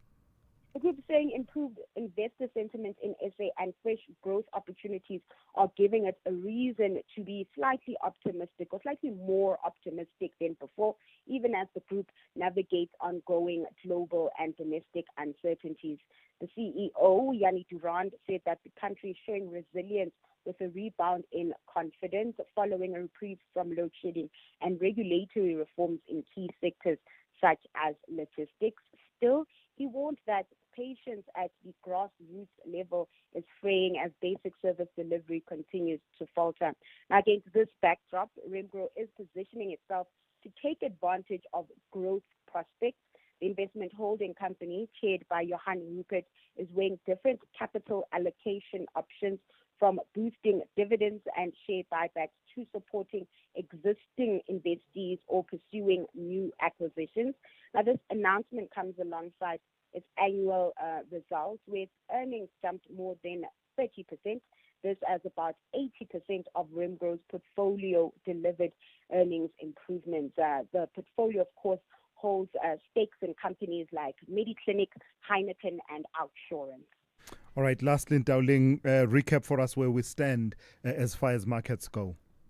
So starting in Asia, markets mostly in the green, stocks in Hong Kong and China leading the gains. This has called for further stimulus to boost Beijing's housing market and economy.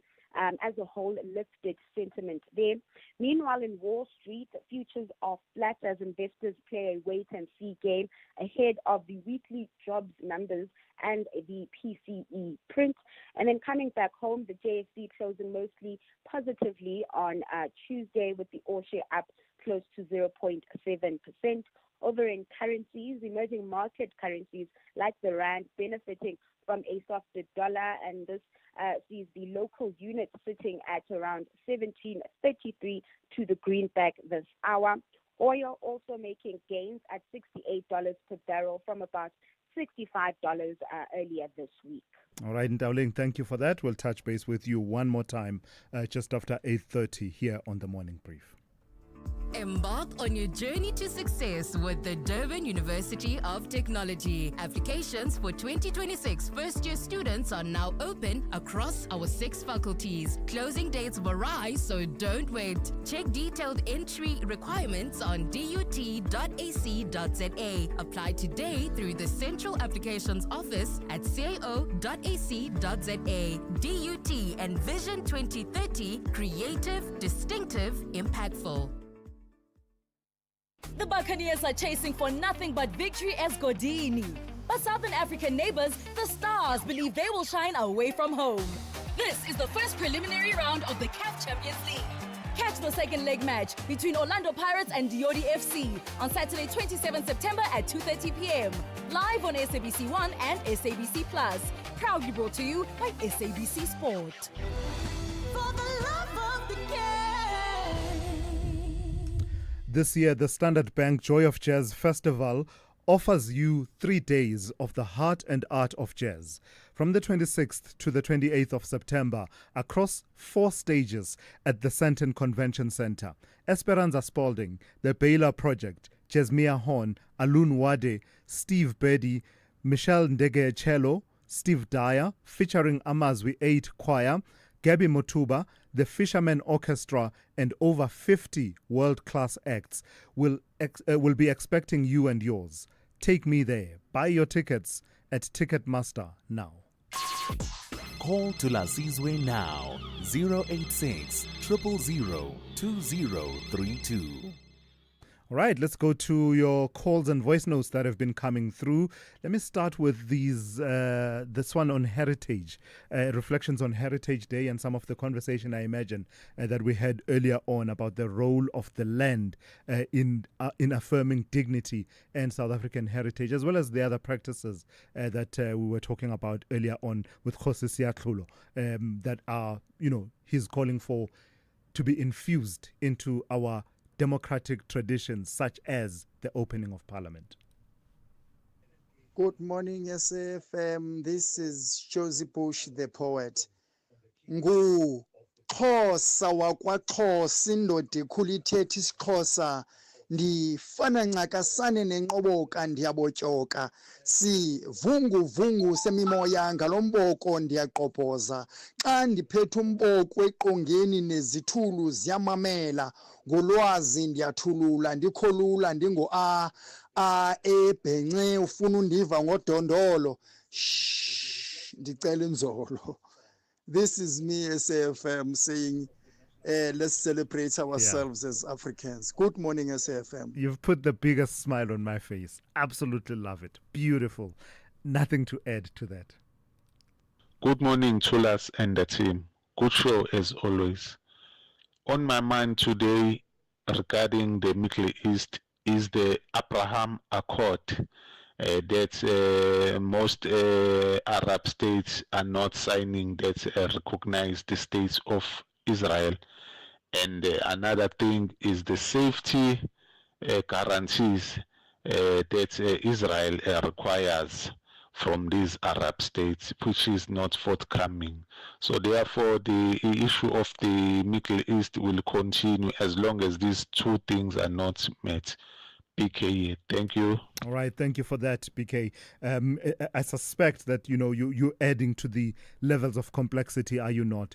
Given the talk about recognizing a Palestinian state, and I suppose you are adding another dimension. I can't comment intelligently, to be honest with you, on the Abraham Accords. I know that the U.S. President Donald Trump has been at the forefront of it all, but in terms of the nitty-gritty of the detail and who has embraced the Abraham Accord, I would be misleading you if I tried to give any intelligent commentary. It's not an area that I've followed quite closely. With respect, I think this interprovincial meetings, bilateral meetings that was happening, it's purely for the comrades just to get together and say, how are we going to loot more? How are we going to steal more? How are we going to work around this issues of Mkhwanazi and all of these other things? It's not about actually uplifting the poor. It's just about how can we as comrades loot more of the public resources. All right, thank you for that. Let me move on to the calls now. Let me go to Churchill out in Mthatha. Good morning to you, Churchill. You want to raise the issue of sexual violence this morning? Good morning, to us. Yes, man. There's this scourge that is going on in our country, and I've noticed especially in the Eastern Cape in Mthatha, where the learners are taking to the streets. The spirit of 1976 is coming back, of educators sexual assaulting our learners. This is a scourge that is going on, and unfortunately our system is rotten because we've got people who are in position, some of them of principals, who are involved in these crimes against our learners. To an extent of learners, those learners who do not comply are not given marks, and those who comply, they are given marks, and then they proceed to the next level. This is really sad. And now these schools are ungovernable.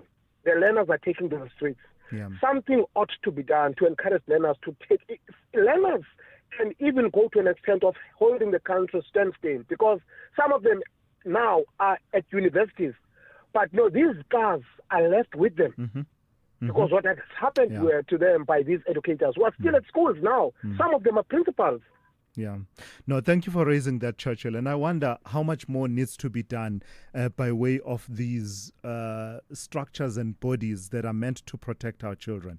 Because in a way, this is a cruel introduction to the realities of South African society. Children being introduced this early to systemic exploitation, sexual exploitation, that sadly is likely to happen at other levels as well as they grow. Very sad to us. Some may terminate pregnancies. Imagine how that could affect them in the future. Yeah.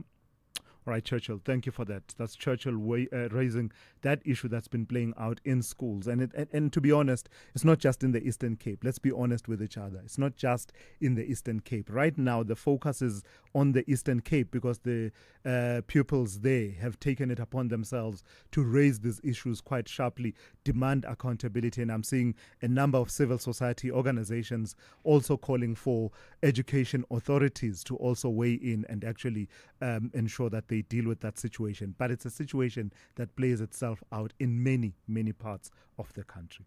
Khotso, good morning. You want to talk about Gayton Mackenzie? Goeiemôre Thulasizwe Simelane. Good, thank you, my brother. Yes. Nice to my bro. Gayton Mackenzie is threatening the ANC. Yes. That if they don't reinstate Kenny, they are going to walk out from the coalition and the GNU. Yes. In the political language, we call it the political hostage. Why we call it a political hostage? Because remember 2021, the ANC lost the election, all the municipality. The ANC has hijacked the power from the Smolanyana party. I'm not undermining or disrespecting the colored community. The colored community, they manage themselves to be recognized by voting for the Gayton Mackenzie. They were expecting a better service, maybe that Gayton Mackenzie will deliver to the colored people. Unfortunately, Gayton Mackenzie, he aligning himself with the ANC. The very same ANC that don't recognize the colored community. That is why the colored community, they going out and vote for Gayton Mackenzie. Today, as I'm speaking to you, there's a medicine that the ANC injected to a small political party. That medicine, we call it DA is a racist. We know why these people emphasizing this thing called the DA is a racist. It's because of here in Joburg, there's a group of the criminals in the legislature who are working with Kenny Kunene to loot Joburg. Remember last year, DA is the only one political party was raising the maladministration after Joburg, MEC, that Kenny Kunene issued the tender of 193 million to the foreigner. So these people are the chaps. So remember here in the legislature, in Joburg, that the agent, this ex-convict, the colored community they voted for, they were thinking that they know the politics. These people are here just to enrich themselves and disappoint the colored community. All right, got you. That's Khotso reflecting on Gayton McKenzie in the wake, of course, of reports that say that the Patriotic Alliance is considering withdrawing, and perhaps considering is putting it mildly, may withdraw from the government of national unity in the wake of their dissatisfaction with developments in the coalition governance of the city of Joburg, where, according to what I've seen and read of what Gayton McKenzie is saying, he says he won't allow himself to be disrespected in the way that this disrespect seems to be happening around Mayor Dada Morero, in the sense that the position vacated by Kenny Kunene will be filled, from the reporting, it would seem, not necessarily reserved for the Patriotic Alliance, a principle that President Ramaphosa appears to be following at the national level, where Andrew Whitfield's removal will necessarily lead to a deputy minister coming from the DA. So Gayton McKenzie questioning the consistency there and saying that in the wake of that, he will not allow, and in fact the NEC, according to him, National Executive Committee of the Patriotic Alliance, will not allow the party to be disrespected in that manner. Janusz, good morning to you. Hi, good morning. 2 days ago, I landed in Cape Town. I came from Europe, from Poland. Sure. And it was shocking again. I mean, because I didn't go for a long time there to Europe. And you can see these hundreds of thousands of shacks, on the way to Cape Town. Of course, they got the seapoint, other this light, but a picture which and it's staying in my mind as well. And we've got a president who is going there to United Nations and talk about the protections of Gaza people and Palestinians. Yes, I agree with this. I agree with what's happened there. But no, he doesn't say anything, or nobody say anything about our conditions. Our people are dying. We got the crime. We got the starvation. Our people dying of starvation the same way as Palestinians. And we got this government, corrupted INC government, and they actually complain that the world does not want to invest in Africa and South Africa. And if they were going to invest in, this money will go to the corrupted ANC, the government. So I think this is a double standard. Yeah. I know they can use the strong words, the cowards, but I think that he deserves this way because he doesn't. He's standing there protecting other people, but do nothing to us. All right, Janusz, thank you for that. That's Janusz in Cape Town. They're drawing parallels between South Africa's strong voice on the international front against the realities that we face, including inequality that continues to plague our society. That's the perspective from Janusz. I wonder what you make of it all. Would you want to engage on that and also engage Janusz on that perspective? Is it possible that both stories, both issues can actually be true at the same time, and that you are multidimensional as a government while you're talking about inequality, underdevelopment, poverty, unemployment in this country? You are also playing and taking up your space on the global stage because that's also an important area of governance. I wonder. I don't want to wade in too much. I want to leave it to you to engage with what Janusz has put on the table this morning. SAFM, guiding you through the rush hour traffic. Two really big sections of roadworks on Gauteng highways, both with impacts this morning. One, the N17, queuing up, leaving Brakpan Springs into the Rondebolt exit.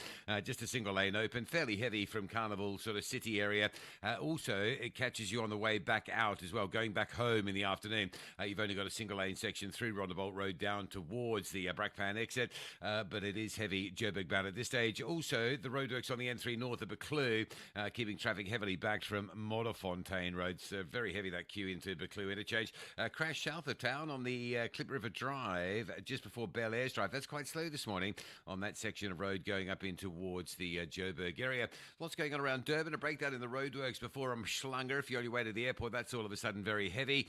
Crash now causing the problems from Hillcrest down to Kloof. That crash near the Kloof Golf Course just before you sort of get into the Kloof area. The M13 from Old Main is heavy, and big queues from Shongweni onto Key Ridge on your way out to Pietermaritzburg this morning. A spillage incident, a breakdown, and an earlier crash. It's all happening there around that Key Ridge Cliffdale area, and big traffic. You might want to just delay your arrival into that area.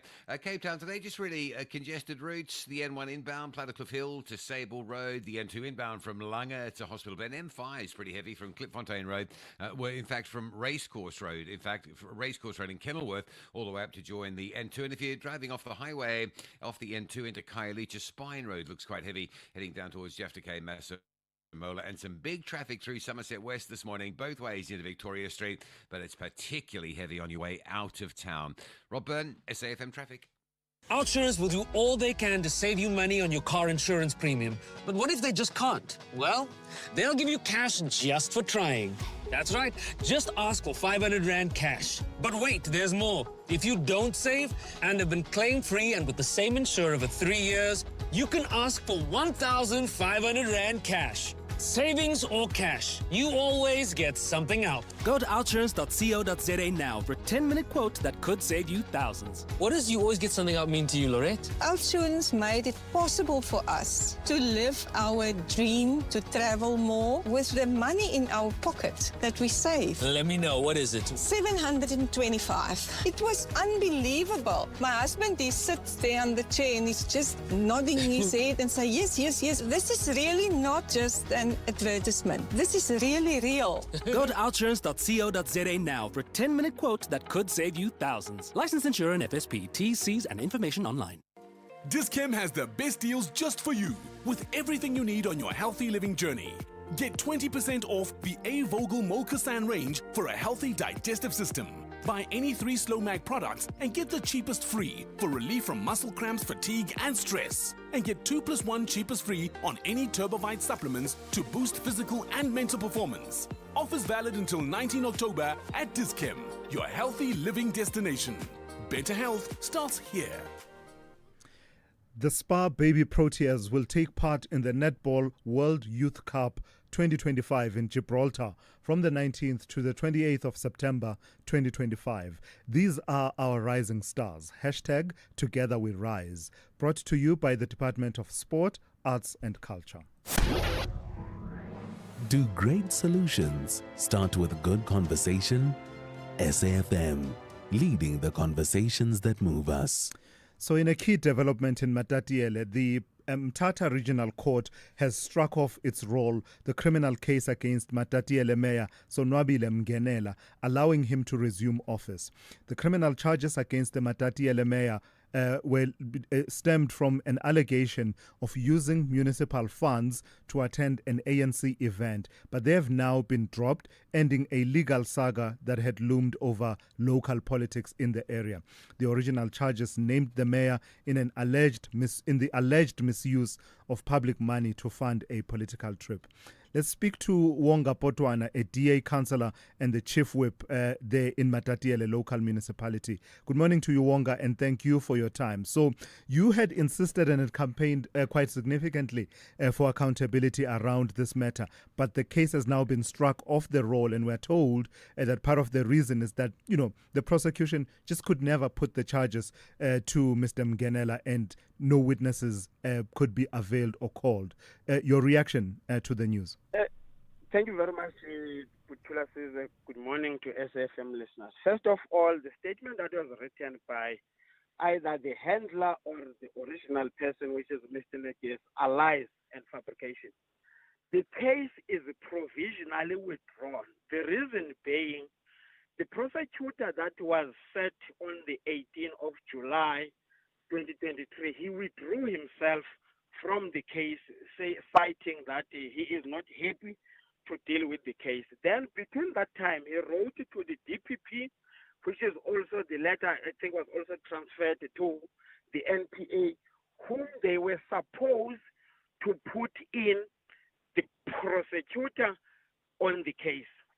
So the witnesses, there are about 8 to 11 witnesses there. How possible it is that all witnesses cannot show up if they were called?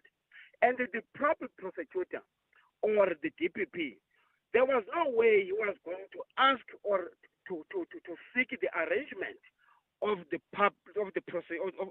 witnesses to come to the court case in Amtata while they have not allocated the prosecutor. So the case has no prosecutor.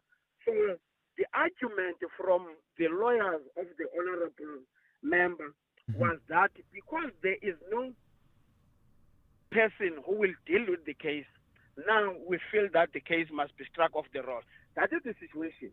So as for the witnesses, not that the witnesses never attended, they were never called. Yeah. There's no way about 7, 8 witnesses cannot pitch up. It's impossible. So do you hold the Director of Public Prosecutions in the region responsible for this development of the case being struck off the roll? And what are its implications for you? What are you calling for around the proper prosecution of this matter? You know, for me, I wouldn't specify what I want this to be called, but what I'm trying to clear here, the perception that the witnesses or the person who opened the case never pitch up, it's a lie. Number two, the public prosecution or the DPP must tell us, the people of South Africa, why they didn't allocate the prosecutor from the 18th of July until the 22nd of September when the case was set for trial. So it looks like we are incompetent or other people are incompetent. I will never advocate for whatever. I don't work in court. I don't work in NPA. I don't work as a DPP. They know what they should have done. Yeah. But also, the statement that has been issued, I have to emphasize, it's a complete lie that is coming from whoever is handling the Twitter account or the Facebook account of Mr. Neges. The case is provisionally withdrawn. Anytime when the DPP or the NPA arranges to put in the prosecutor who will deal with the case, then the case will kickstart. All right, let's leave it there for this morning. Thank you for your time. That's Wonga Potwana, a DA councillor and chief whip in the Matatiele local municipality. Brings us to 8 a.m. Let's go straight to N. Musa, who's got the latest news. Outsurance will go out of their way to try and save you money on your car insurance. If they can't, ask for 500 Rand. Time to switch and save. Call 0800 60,000 today.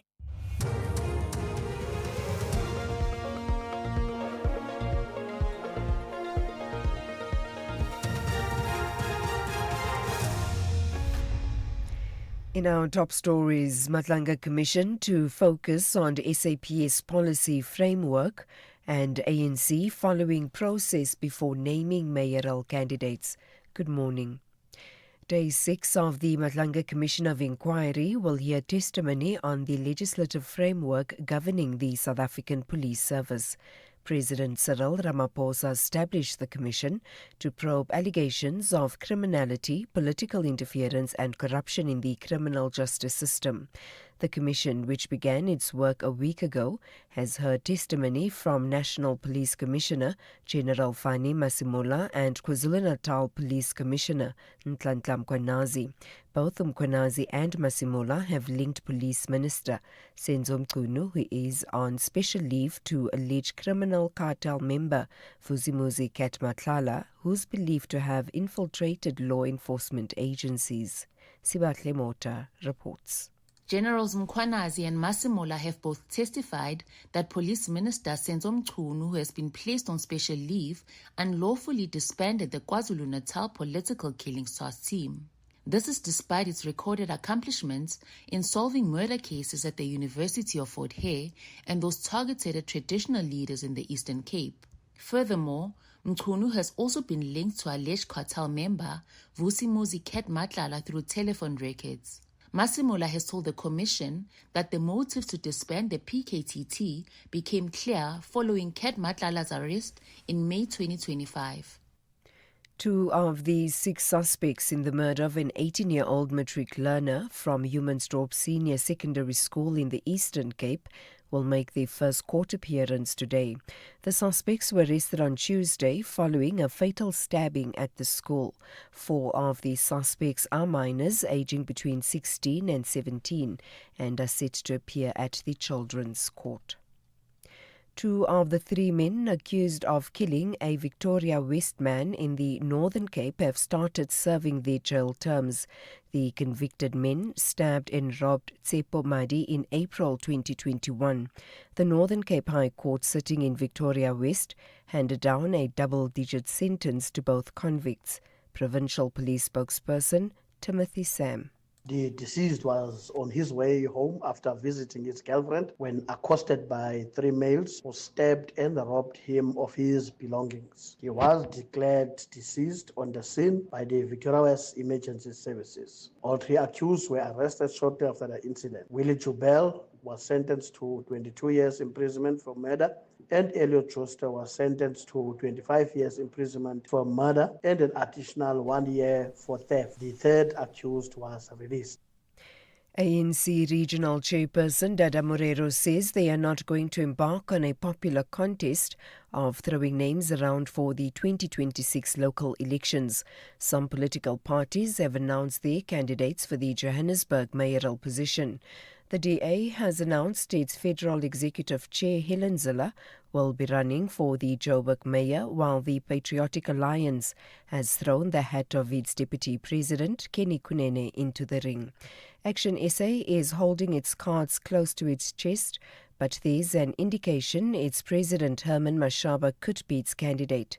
Morero says there's a process in the ANC before they can talk about names. The ANC has a different process, likely to start around February, March, where the ANC will then first announce what we call the selection of candidates guidelines. And once that has gone out and accepted and adopted by the NEC, it will then give us exactly at what point we are going to convene branch general meetings to start the selection process. Once the selection of candidates has been completed, the ANC then undergoes a process of selection of a mayor. It can be done immediately after the election, or it can still be done before an election.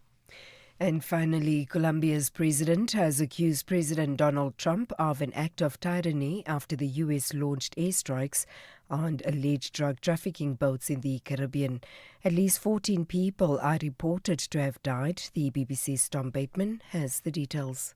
Gustavo Petro is one of the few world leaders who has been prepared to publicly confront the US president, now describing Mr. Trump's use of lethal force against alleged drug smuggling boats as murder. Speaking to the BBC on the sidelines of the United Nations, he called for US officials to face criminal prosecution if Colombian citizens were killed in the latest attack, images of which Mr. Trump had posted online, showing a speedboat with people on board exploding after being attacked by the US military from the air. In the summer, Mr. Trump started designating Latin American drug cartels as terrorist organizations.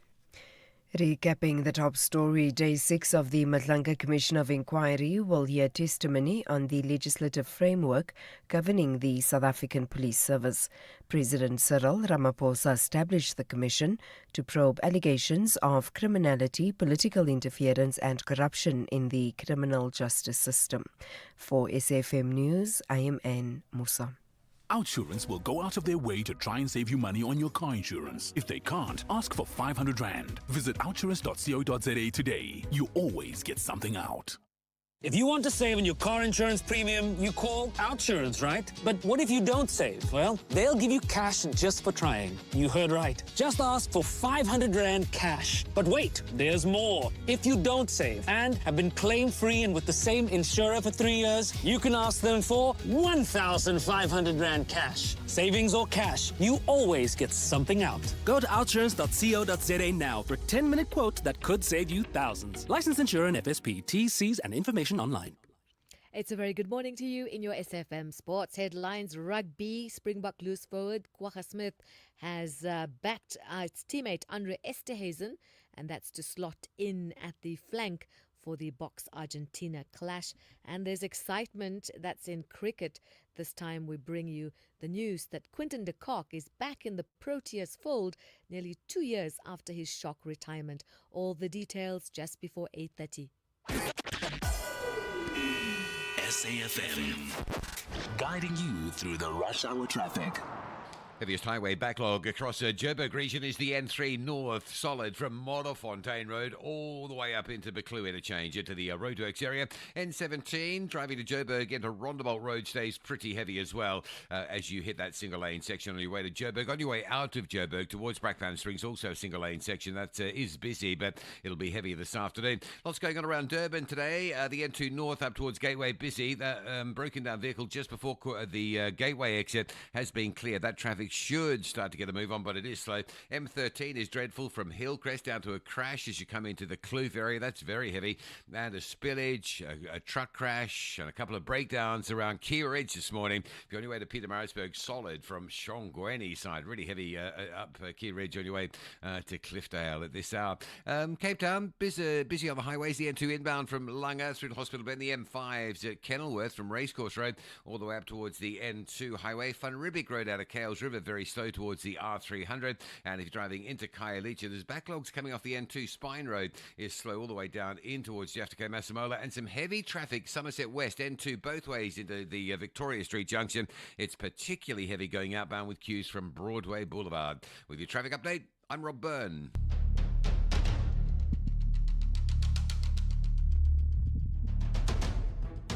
The Morning Brief with Thulasizwe Simelane. Weekdays, Monday to Friday, 6 to 9 a.m. The Morning Brief with Thulasizwe Simelane. Weekdays, Monday to Friday, 6 to 9 a.m.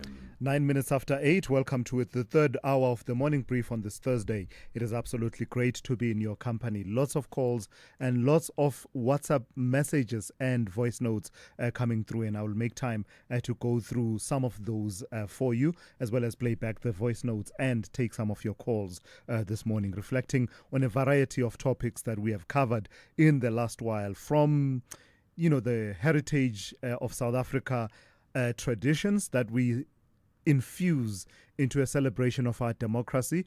Certainly that's the conversation Khosi Siatlulo got us on a bit earlier on, where he was talking about the traditions, for example, around the opening of Parliament, the courts, how we conduct ourselves in the courts and the likes, saying that we could infuse more and more of what we identify with as Africans, as opposed to many of the colonial traditions that he argues have continued to be maintained. So you may want to weigh in on that. You may want to weigh in on the Madlanga Commission of Inquiry and what you've heard thus far, where it leaves you in terms of the sense of demarcation of responsibilities between the minister and the national commissioner, as well as how people grapple with unlawful orders. Where do you go? Who do you tell? What do you do? Where you can clearly tell that this order that I'm being given is actually quite unlawful.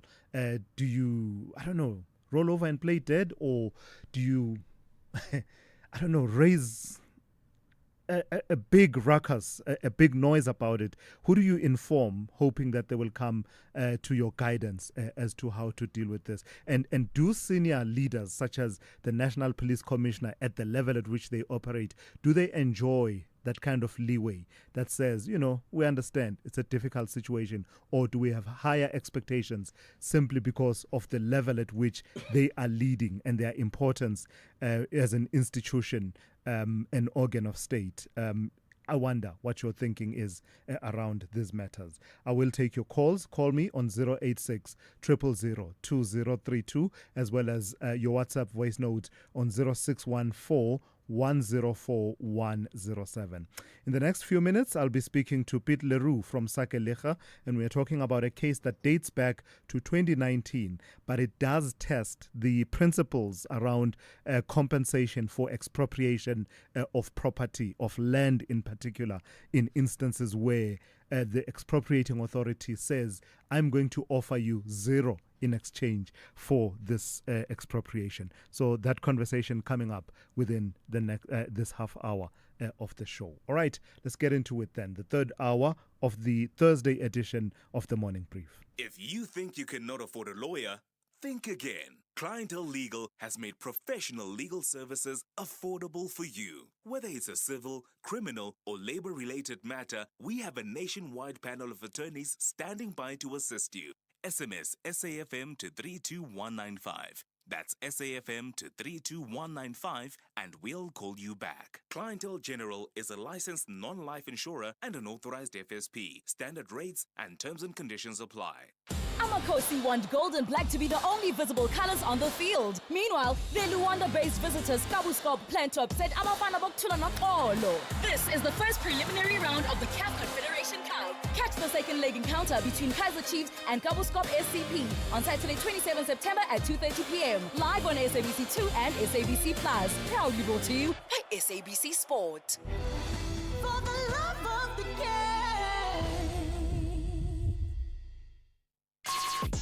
Call Thulasizwe now, 086 000 2032. Before I go to the calls, I want to read a message that has come through from Brian Mabaye in Protea Clan, in which Brian throws in quite a number of issues. So let me read it for you. Brian says, a language relates to a land. So how do we define a language without the land? Because through modernization, we have lost the land and our languages. We must learn from Japan and China. They haven't changed their languages. Who do we blame, the colonizers or ourselves? We suffer identity problems in South Africa. Rape, murder, womanizers, says Brian Mabaye in Protea Clan. Thank you for that, Brian. Let me go to the calls. Charlie, good morning. You want to talk to me about unemployment? Charlie? Hey, your line is not great, eh?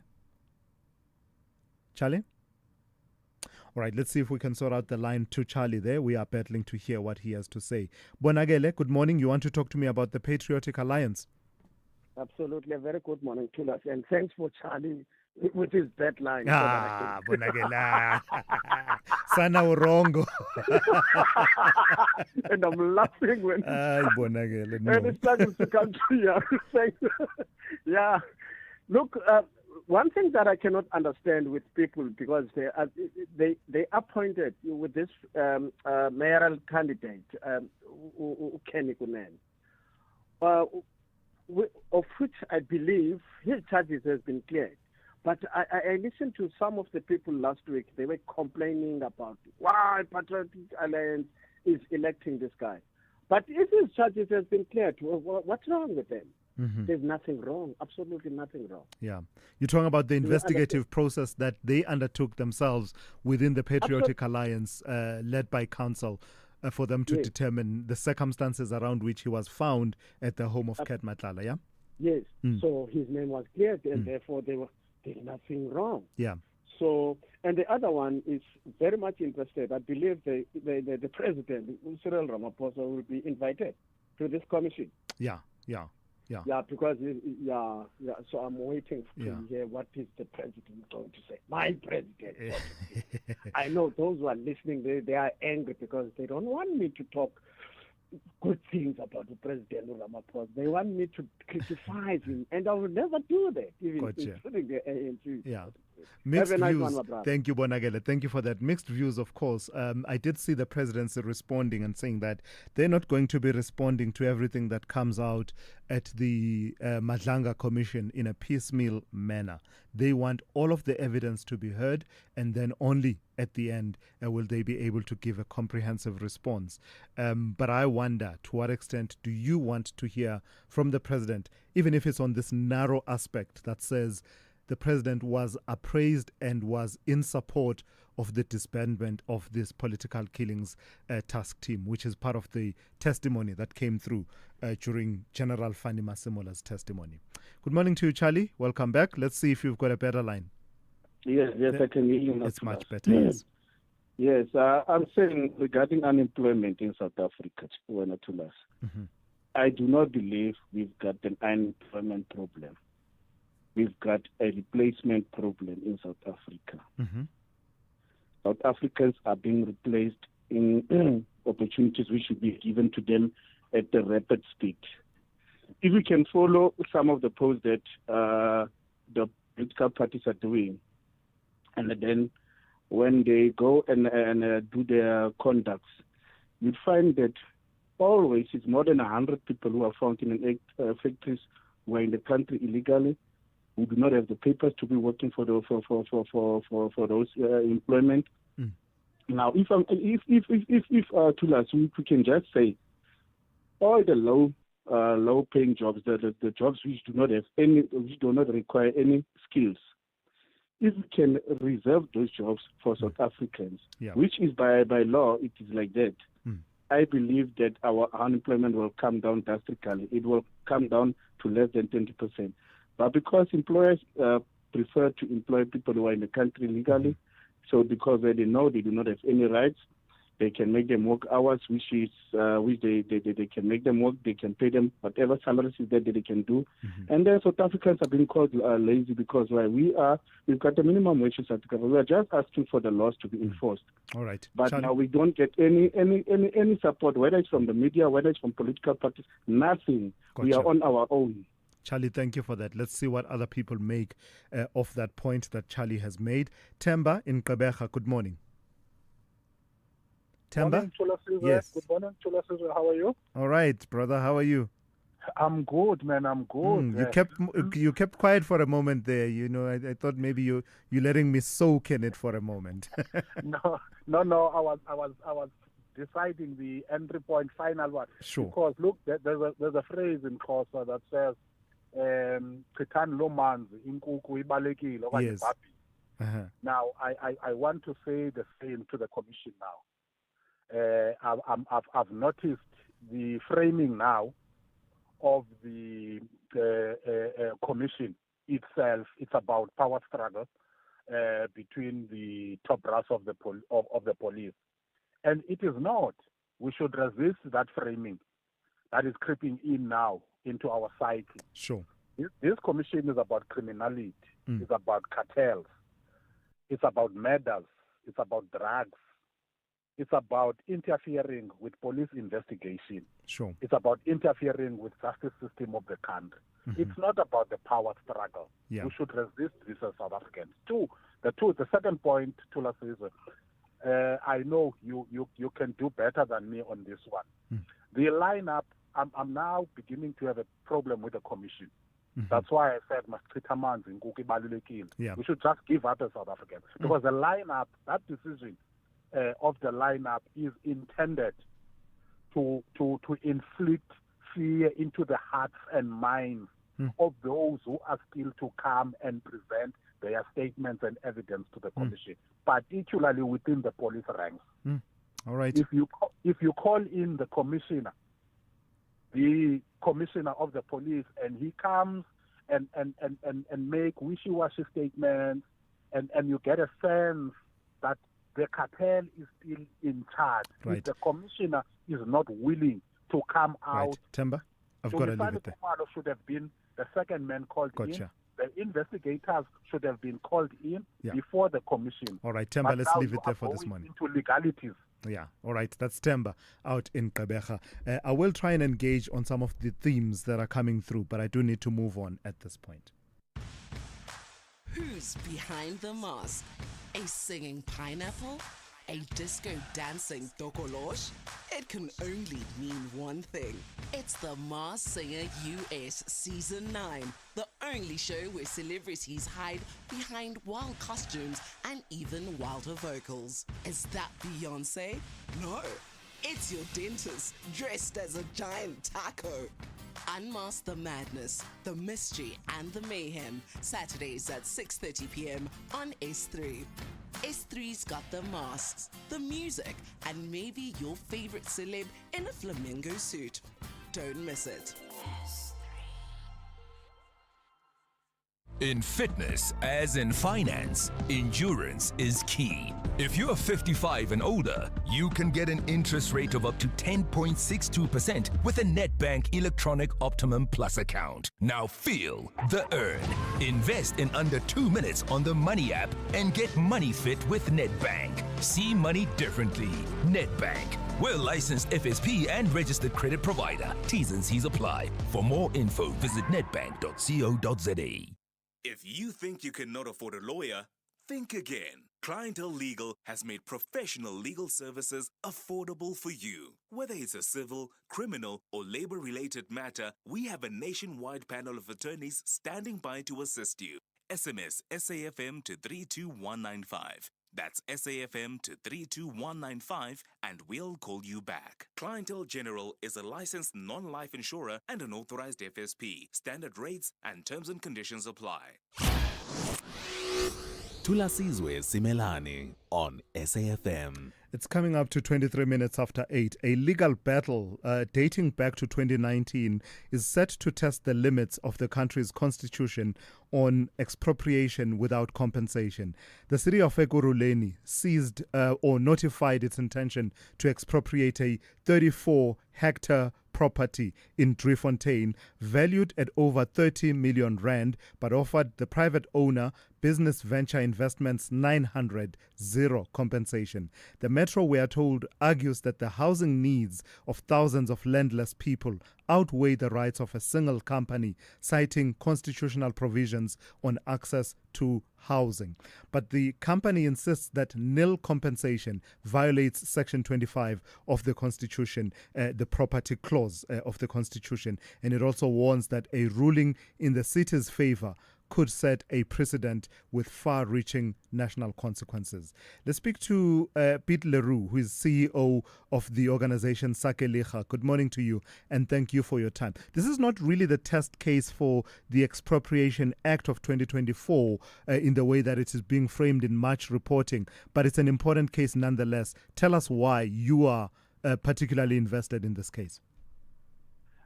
At stake is whether the state can expropriate at zero compensation or not based on its political interpretation of the public interest. If we allow the state to do so, then, well, any municipal property, any property in the country actually becomes a prime target for expropriation without compensation based on the political interests of the state entity. And if we allow that to happen, we will see an implosion of urban property values across the country. That will affect savings, that will affect the economy, that will affect employment numbers. So it's really important to prevent this. As you say, this is not this was not done under the 2024 Act. This was still done under the 1975 Act. Why this is additionally important is the 1975 Act still provides additional protections. The 2024 Act has removed a lot of those protections. So if this had to be defended under the 2024 Act, it would have been much more difficult, which is why Sakeliga is also challenging the 2024 Act. And then talk to me about the balance that needs to be struck. Are you in support of any instance of expropriation happening where the compensation will be zero? No.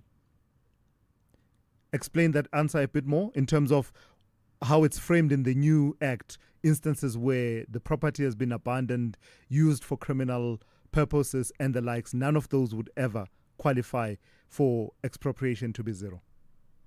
If an owner owes something on a property, for example, he's not paid his rates, then that can be subtracted from the value. But what happens in the expropriation without compensation cases such as this one is that the city decides beforehand at a council level it wanted a test case. And then it says, we're going to pay zero. It doesn't even care what market value is. And as soon as that becomes acceptable, we will see an economic catastrophe in the country. So that's the most expensive way to expropriate is without compensation. The cheapest way to expropriate is with compensation, because then you protect everybody in the country's jobs, everybody in the country's savings, everybody in the country's property. You protect a working economy. So the cheapest way to expropriate is at market value. You must just remember, this is a political opportunism at the city of Ekurhuleni. Back in 2018, when they said they wanted to do this expropriation, they said they wanted to urgently build social housing. It's now 7 years later. Not a single house has been built. The city is bankrupt. There's no way the city is going to be able to develop that property. It's a very expensive property to develop because there's a mine dump on it, there's a wetland on it, there are sinkholes on it. The owner was busy applying for development rights on that property. So if the city didn't interfere, we would have had more housing. So there's no conceivable case. It just takes our attention away off the ball. Expropriation without compensation is not applicable. Let's pay compensation if the state feels it needs to expropriate. Then everything stays intact, and we'll get more of what everybody wants. Except if you want destruction, then expropriate without compensation. That's what will happen. Grapple for me with the concepts of public purpose versus public interest. Public purpose, perhaps, like building infrastructure, and in this case, I suppose that I'm imagining that's along those lines where they would be arguing that there's a public purpose which aims to address the housing needs in terms of the constitutional imperatives, such as those entailed in Section 26 of the Constitution. Does that ever, for you, good grounds for expropriation? I think public interest is not a good ground, but it is in the Act and it is in the Constitution. We'll have to find a way to limit the interpretation of that. The public purpose is a more strict interpretation that is internationally well recognized. All over the world, states sometimes expropriate land to build a bridge or to build a police station or something. So you can have that's a public purpose. But public interest, the problem there is that it's very broad, and whatever the city politically wants public interest to be, it decides that is public interest. For example, the city argues that social housing is in the public interest, but it just makes that statement. Next time it could say that climate change preventing climate change is in the public interest, so it expropriates some piece of land and prevents development on it. Or it could say economic development is in the interest, then it expropriates public parks, or maybe it expropriates private houses for. So the point is, public interest is very vague. It's not a good idea, but we'll have to figure out a way to deal with it. It has to be constrained. All right, let's leave it there for this morning. Piet Leroux is CEO of Sakelicha. This is SAFM Sport with Zai Khan.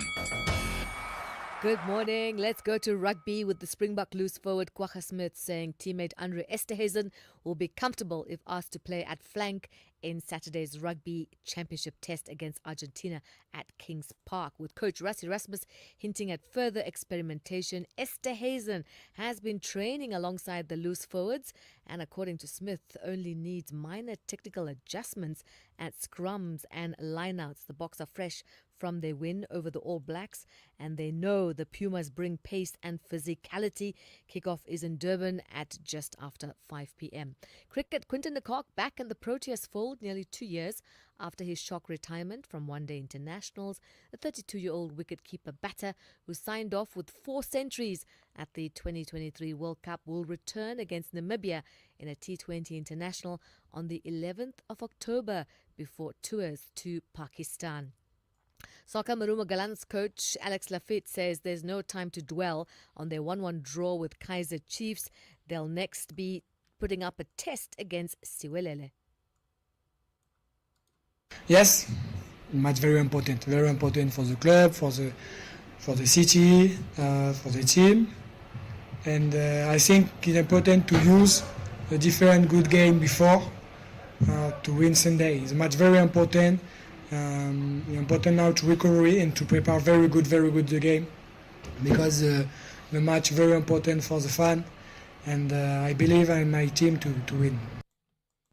In the meantime, Kaizer Chiefs interim co-coach Khalil bin Yusuf has thrown his support behind Gaston Sorino despite the 34-year-old squandering 2 golden chances in their 1-1 draw with Marumo Gallants at FNB Stadium. And finally, golf. The Ryder Cup gets underway at Bethpage Black in New York. Luke Donald's European team, fresh from victory in Rome 2 years ago, are hunting a first win on American soil since the miracle at Medina in 2012. Keegan Bradley's USA side, led by world number 1 Scotty Scheffler, and backed by a vocal home crowd, start as slight favourites. But with Rory McIlroy, John Rahm and Victor Hovland in form, Europe are confident of defending their crown. And that's your sports swing back around 12:30 with more sport with John Kherika. I'm Zai Khan. Good morning, I'm Anne Musa. In the headlines, hundreds of members of the National Union of Mine Workers will go on strike at the ARM and Lucite mine located in Tambazimbi. The workers are demanding better pay and improved benefits.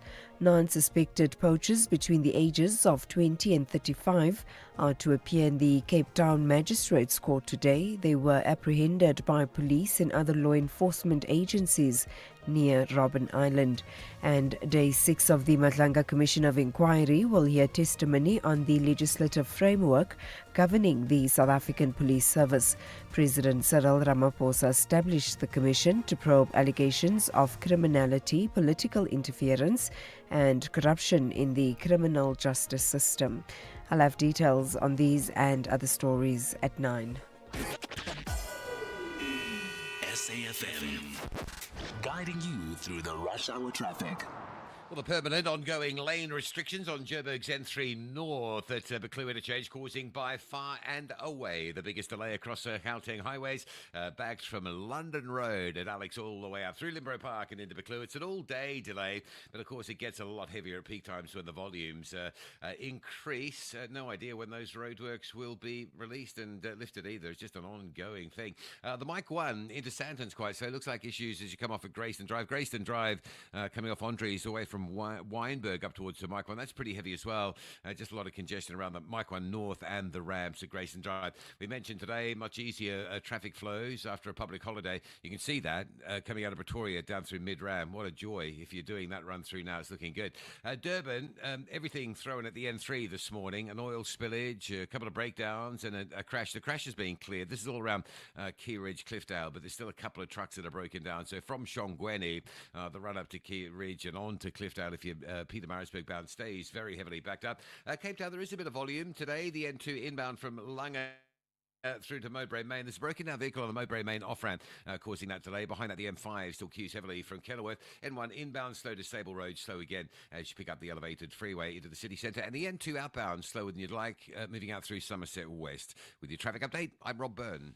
The Business Update on SAFM. Good morning to you once again, Dowling. Let's start with consumer-related issues.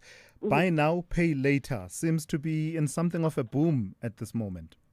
That's right, Silas. The rapidly expanding industry is drawing growing scrutiny, with lobby group Microfinance South Africa warning that the largely unregulated sector could mask household debt problems if left unchecked. Now, the association, which represents microfinance lenders, is pressing for the BNPL model to be brought under the National Credit Act and wants both regulators and providers to establish an industry code of conduct. Now, MFSA Chief Executive Leonie van Klerksen stressed that the organization is not opposed to the product itself, but to its lack of safeguards. Now, according to TransUnion's latest Consumer Pulse survey, 3/4 of South Africans are familiar with BNPL, and half of those polled said they had used it at least once in the past year. Now, the industry has seen a sharp uptake in recent years, particularly spurred by digital platforms such as PayFlex and Pay Just Now. PayFlex commands roughly 60% of the local market. Rival Pay Just Now, which is part of Weaver FinTech, previously known as Home Choice, has also grown at pace, boasting about 2.6 million users and $7.5 billion rands in transactions by early 2025. Now, other contenders in that industry include Time Banks, More Time, Mobi Credit, Float, and Happy Pay, which also look to take a piece of that pie. In company news, it's decision time over at Blue Label Telecoms regarding the question of listing for Cell C. That's right. So Blue Label Telecom shareholders will soon decide the future of Cell C with a vote scheduled for the 20th of October on whether to proceed with listing Cell C on the JSE. Blue Label first unveiled its intention in May to separate Cell C as part of a wider restructuring effort. Should the listing go ahead, all four of the country's biggest telecom companies would be listed on the local stock exchange. Now, competition authorities have also been busy assessing the move. Earlier this month, the Competition Tribunal gave conditional approval for Blue Label to increase its direct voting stake to 53.5% through the acquisition of shares from Cedar Cellular Investments. Regulators further approved Cell C's planned purchase of Com Equipment Company, a Blue Label subsidiary that provides services to contract subscribers. Now, the looming listing is the culmination of a long-held ambition. Cell C first floated the idea of going public back in 2018, but the plan was shelved due to a struggling balance sheet, which made a listing unattractive at that time. With its restructuring now largely complete, Blue Label hopes the second attempt will finally bring Cell C to the market. This Thursday has a bit of a Monday after a long weekend feel to it. And I'm wondering, are we likely to see that reflected in how, in market activity today? Local markets will probably be playing catch up. Chilas, just thinking of things that happened overnight as well as some things that happened on Tuesday. We had the Fed Chair Powell speaking, striking a more cautious tone. It's very different to what was playing out Monday, Tuesday, where bets for even more Fed rate cuts were high. That optimism has somewhat subsided, and we'll probably see that filtering through to the JSE this morning. And so the expectations that the local market will open mixed following global peers. In terms of local news, third quarter consumer confidence index will be out this afternoon, so traders will also be digesting that.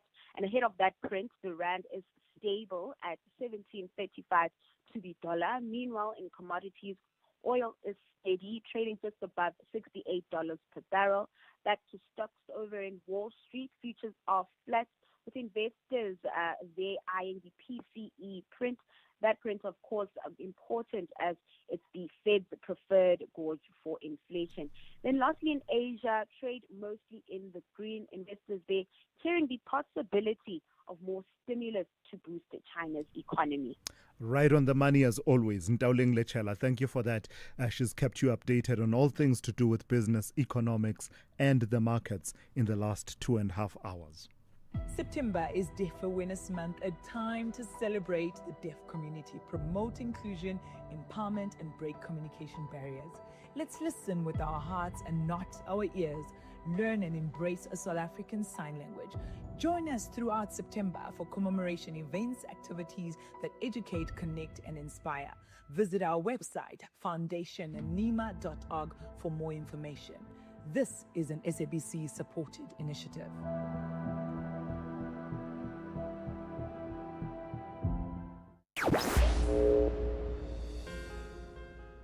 If we have rights, shouldn't we also have opinions? SAFM, leading the conversations that move us. 20 minutes to 9. Let's get into an item of news out of film and television in the country. And I've got to give credit to the initial reporting and analysis of the publication Hypertext for some of the thinking and framing of this story. The French media giant Canal Plus has officially taken over control of MultiChoice, the home of DSTV and Showmax, in a deal worth 55 billion rand. While MultiChoice has assured its 14 million subscribers that nothing will change. Canal Plus executives are already promising new content, better digital platforms, and an enhanced viewing experience. The takeover has also triggered a major leadership shake-up, with Canal Plus CEO Maxime Sada now chairing the MultiChoice board and David Mignon stepping in as CEO. I imagine that's how you pronounce that surname. So let's talk about it then with Tinas Ferreira, who is independent journalist covering the country's film and TV industry. Good morning to you, Tinas, and thank you for your time. Your own thinking and sense of how much will change and how much will stay the same after the takeover by Canal Plus of MultiChoice. So I think three things will change. We've basically now seen the one thing is I think other international companies will take a different look towards South Africa. They've now seen that our regulations that prohibit foreign ownership of local media companies isn't really worth the paper it's written on. So they might, or even local companies might reach out to international companies. It will maybe shake up our local media environment in the future a little bit more. And then I think, as you rightly said, things are going to change quite drastically inside the MultiChoice that we knew. It's basically a corporate culture that will now be enveloped by a new corporate culture, because MultiChoice will have to adapt to what the corporate culture in terms of industrial psychology is of Canal Plus. They're going to get new bosses, they're going to sort of restructure, and things are going to change internally. Then, even by the end of the year, I think there will be also changes to some of the products and the services. MultiChoice owns all of these things like brands like Mnet, SuperSport, Showmax, DSTV. There's definitely going to be some changes there in terms of maybe the content and the pricing and the packaging of all of those things. And some of those brands might even be closed down as well. Yeah. You mentioned corporate culture. We are getting the details of the changes at the executive level, the moving around, shifting of the decks, the Calvo Mawela moving from that position he has held for quite some time as CEO. But what do we know about the sense of certainty within MultiChoice itself as far as the rest of the staff is concerned, the rest of the entities of the organization are concerned? I smiled a little bit as I spoke to some of the people on the inside. I spoke to several people across many of these brands. It's almost like a little bit of a French colonization. So the Canal Plus people were supposed to be here on Monday, but they had plane problems, so they only arrived on Tuesday. And then there was a presentation to all of the staffers working in MultiChoice, kind of where the French people told them sort of broadly what the plans on things are. There's going to be a new management team, which is obviously run and populated by French people. David Mignon is moving to South Africa. He's going to head up the Canal Plus Africa division here. We're going to see new executives being appointed and some of the existing executives no longer being in those positions. And then there's sort of a sense of, which is quite understandable, anxiety, nervousness, uncertainty among some of the people. Somebody told me they saw DSTV branding being taken off. I mean, it could be quite innocent. It's maybe just like DSTV branding coming off so that they can put new DSTV branding on for the end of the year with new faces of new shows and things like that. I don't think we should read too much into that. But somebody else also sort of laughed ironically and told me maybe the only show that's safe will be Carte Blanche on Mnet, since it has a French title. So there's a lot of uncertainty. And people wondering whether they are still going to be able to, or to what degree they will keep their existing positions and things like that. Lastly, Tinas, how much are we able to read about the content focus of the new MultiChoice, quote unquote new, in the sense that it has new ownership in terms of Canal Plus coming in, between the public interest conditions imposed on the transaction that include investment in local content and safeguarding of jobs being one, but also in terms of, what emphasis do we expect them to emphasize, knowing what we know about Canal Plus? Do we expect them to emphasize more sport, more local drama? What are the expectations? So two of their conditions were that they will continue to invest in local content and that they are also not allowed to do retrenchments for at least 3 years. But that doesn't prohibit people who, I have a new boss, I'm resigning, I'm leaving, we're not getting along, people from leaving. And I think after 3 years we will see retrenchments. You must also remember when a company buys another company, this was, like you said, a 35 billion rand transaction. They're now going to look for synergies and where they can save costs and get rid of duplication and things like that. So because you now bought something expensive, now you want to sort of save money. They are going to continue to invest and do local content, but it's really going to come from the existing organization operations of the two companies already. I don't think they're really going to spend a lot more money to make content. They will now kind of like consolidate a little bit and see where they can sort of shave off and save. Lots of these things like Showmax is hugely loss-making. They've pumped a lot of money into that, and they're going to try to see like how they can maybe stem some of those losses. And can subscribers expect higher than usual price increases, or will it be more or less the same? Do the conditions of the transaction say anything about that? But also, more than that, can that conversation happen outside of the reality of the changing landscape in terms of how people prefer to receive their content with the rise of direct streaming, as in, as opposed to appointment viewing, where there's a linear model that's being followed, that after this show comes the next show? Very great question. So the pressure really comes from these external ones. As you say, they are keenly aware, both MultiChoice and Canal Plus, that the subscribers are the customers under increased pressure to pay these high prices for DSTV, and you've got cheaper choices like streaming and things like that. So they will have to look at the pricing structure, the packaging of those content, like for instance what bouquet people are buying, and they will have to maybe restructure that. I'm sure that's coming before the end of the year.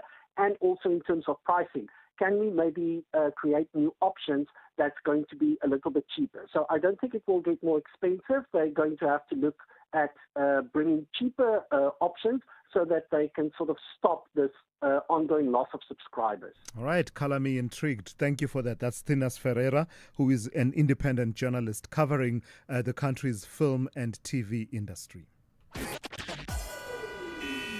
SAFM, guiding you through the rush hour traffic.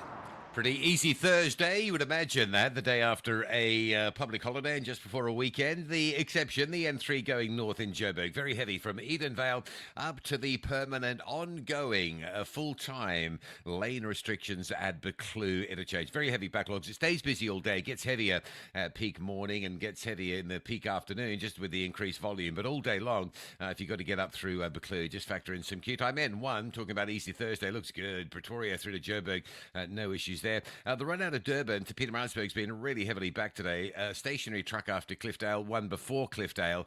So from just after Shongweni, that run up Key Ridge in towards Cliffdale and just beyond to Hammersdale on your way to Pietermaritzburg remains even heavier than it has been earlier this morning. Crash scene on the N2 North going up into Gateway. All lanes are open. Might just be a little bit of a slowdown there. And Cape Town's had a reasonably sort of middling sort of volume, I would think, today. But if you're around anywhere near sort of Hospital Ben Mowbray, you'll be saying, yeah, it looks pretty normal. There's a breakdown on the N2 inbound at Mowbray Main. So the N2 inbound is heavy from Langa. The M5 behind that from Crombourne Road. Lisbech Parkway getting up towards the N2 is heavy. Klipfontein Road from Athlone through Mowbray down to Lisbech Parkway is heavy. And quite a bit of traffic on the N1 still inbound towards Sable Road slow. And then more traffic through Marine Drive up over the elevated freeway into the city centre. Rob Byrne, SAFM Traffic. Call Thulasizwe now, 086 000 2032. Right. In fact, I want to reflect something that just came in from Jan this morning. And the reason I do that is that there was a conversation we wanted to line up along the lines of what Jan is saying. Some activists watching the media space also raising the issue that Jan is raising. Jan says, Canal Plus is owned by Vivendi, who is run by Vincent Ballot, the right-wing media boss of France. He's the Rupert Murdoch of Europe. I worry we'll now have a right-wing news agenda behind this purchase of MultiChoice, says Jan in Cape Town. I saw a good write-up on that. And in fact, we were meant to have a conversation just along those lines, teasing out that element of concern about the transaction that has been sealed by MultiChoice and Canal Plus. Let's see if we can get back to it. I know that we started, but it was a matter of aligning with the commentators. At the time, it was before the transaction had been approved. But now, that's water under the bridge. Let me take one or two of your voice notes now. Hi, Tulas. Hope you're well. This is Daniel. Tulas, I'm so worried. If you were to ask me why I'm so worried, I'm sorry. After all these efforts, after all the money that we spend on this Madlanga commission, but in the end, these recommendations are not binding. This is a big worry. Big worry. Because these recommendations, the Madlanga recommendation to the president are not binding. That's a big worry. Thanks, Tulas. You and me both, eh? You and me both. Because honestly, the number of recommendations not seen through from previous commissions of inquiry. Think Falam Commission of Inquiry into Marikana. How many of those were implemented? So, yeah, it's a worry that you don't harbor alone a lot of South Africans. And we can go back to multiple other commissions of inquiry. On the other hand, of course, there are commissions of inquiry that we are told have had a good record of their recommendations being implemented. The who headed this up now? Into the SARS, the affairs at SARS. We're told that that commission actually had a good, record of implementation. So let's see what happens to the Madlanga Commission of Inquiry. Hey, good morning, Tulas. Tulas, in South Africa, employees get fired and blacklisted, but ex-convicts, after 5 years, are allowed to become ministers and make laws. Is that fair? Interesting point to make. And I think I know who you're talking about exactly. And I think everyone listening knows who you're talking about exactly. I can't remember the exact technical explanation of how it came about that, people like Gayton McKenzie could find themselves serving. So I don't want to venture an opinion. Let me do my research. I remember it became an issue at the point at which he was to take up his position in Parliament. It wasn't a major issue, but one or two people did raise it. But as I say, I don't want to venture an opinion without having brushed up on my research around that. The commission whose name I could not remember is the Nugent Commission that we are told has had a good record of some of the changes that it recommended being implemented. Let me take two WhatsApp voice notes before I go to Biggie, who wants to reflect on the Patriotic Alliance. The IDT CEO, remember that? IDT CEO, not so long ago, about 4 weeks ago, 5-6 weeks ago, this was a major talking point. But as the news agenda happens, it would seem slowly we're moving away from that conversation, and we shouldn't. We should keep an eye on that. Let me hear what this person has to say about that. Good morning, Thulasizwe. How are you, sir? Hey, man, thanks so much for the program that you are bringing to us every day. Yeah. Listen, I'd like to know what has happened to that case of IDT and the CEO. Yeah, please give us an update because it's just been so quiet, Mm-hmm. Thanks, Thulasizwe. My name is Bonga in Katlo. Thank you. Bonga, ngiyabonga mfowethu. Thank you for that. It's an important reminder because a lot of the players in public life sometimes count on exactly this, that You know what? Just ride it out, man. You'll be fine. In 4 weeks, there'll be another scandal. They will have moved on and you can carry on. But you're absolutely right. It's important to keep track, especially on this issue, having been covered as it was by Daily Maverick and Peter Louis Mayberg. Exceptional work that they did on this particular story. So definitely worth revisiting. As for the system of opening parliament, is parliamentary system not based on a Western system, the Westminster system? So saying it's an African parliament, it should have an African way of opening. What would that entail? Yeah. I think this thing of saying everything is colonized is just taking things too far, that we end up saying very, really nonsensical things. Yeah. I hear the point you're making about you are saying that Parliament itself is colonial in its nature based on the Westminster system. Okay, interesting. But in terms of the powers, of course, it's different now in that we're not Parliament-centric. We are now Constitution-centric, being the Constitution being supreme as opposed. But I hear what you're saying in the style of Parliament itself. What would it entail? Africanizing the traditions? I don't know. To be honest, I'll come out and just say it. I share the view that the caller made earlier on, that you could infuse here and there some African traditions to the ceremonial aspects. I've always felt that. You have these people that are marching, in little columns. I don't know what they're called. The technical term is representing the various arms of service. You even had the Scottish, those ones that are dressed in Scottish garb, talking to the history and traditions without losing much of that tradition. You could infuse one or two. I mean, Amabuto there with Amapeshu and, that would be nice to see, I think, just from a heritage and stamping that heritage perspective. Of course, all within keeping it affordable, right? Because that's been the mantra recently of these ceremonies do need to come down in terms of what they cost us. Peggy, good morning to you. You want to talk to me about the Patriotic Alliance? Hold on a second, Peggy. Let me do something on my side. Yeah, I've got you now. Please go ahead. Okay. I just want to say that I'm very worried about the way Mr. Gayton McKenzie handled his affairs, more especially when he's got concern to raise with regards to the GNU, then goes to social media. I wanted to say that there are avenues that they can use other than going to social media and lambast whatever organization or whatever dissatisfaction that they've got in terms of the GNU.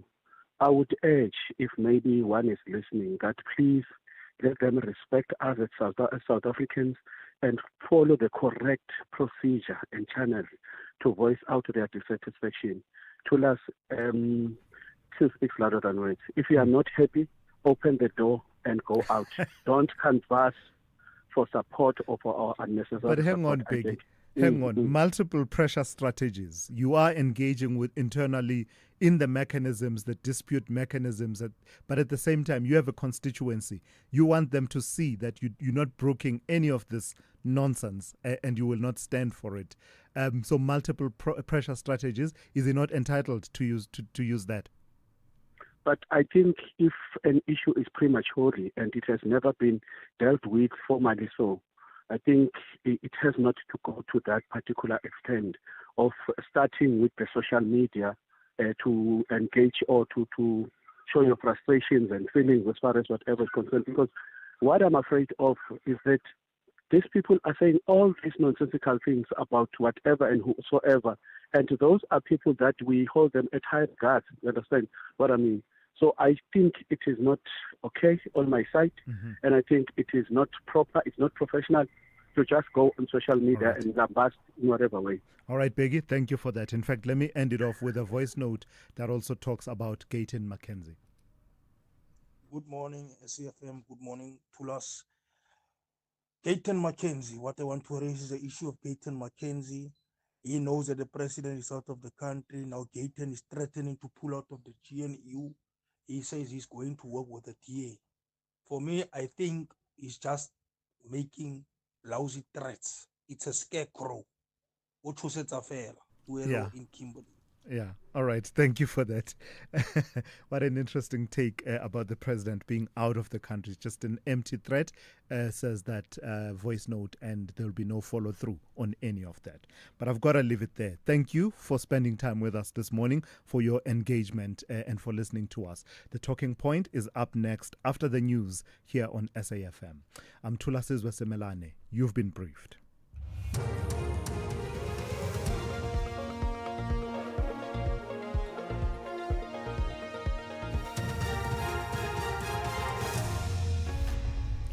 In our top stories, NUM members to embark on a strike at ARM mine, and Madlanga inquiry to focus on SAP's policy framework. Good morning.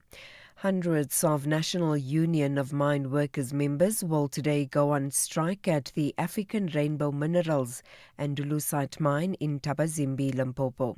The workers are demanding better pay and improved benefits. The union has accused the mine of exploiting its members. NUM Rustenburg Regional Secretary Dikeledi Manaka says members will continue their strike until their demands are met. Our demands were 15,000 for the lower earning categories and a 12% increase for those who are unofficial. But as and when we were negotiating, we ended up saying, because the company is offering 2.8%, let's take this amount and put it in a basket and reallocate the funds according to the needs of the employees. There are those who are still earning 6,000 rand in that company. And we're saying those who are earning less than 10,000 rand, at least they must get an increase of 1,500. 9 suspected poachers between the ages of 20 and 35 are to appear in the Cape Town Magistrates Court today. They were arrested by police and other law enforcement agencies near Robben Island. Police spokesperson Wesley Twiggs says a police drone was deployed as well as divers to apprehend the men. He says police also seized poaching equipment. Twiggs says the suspects are facing charges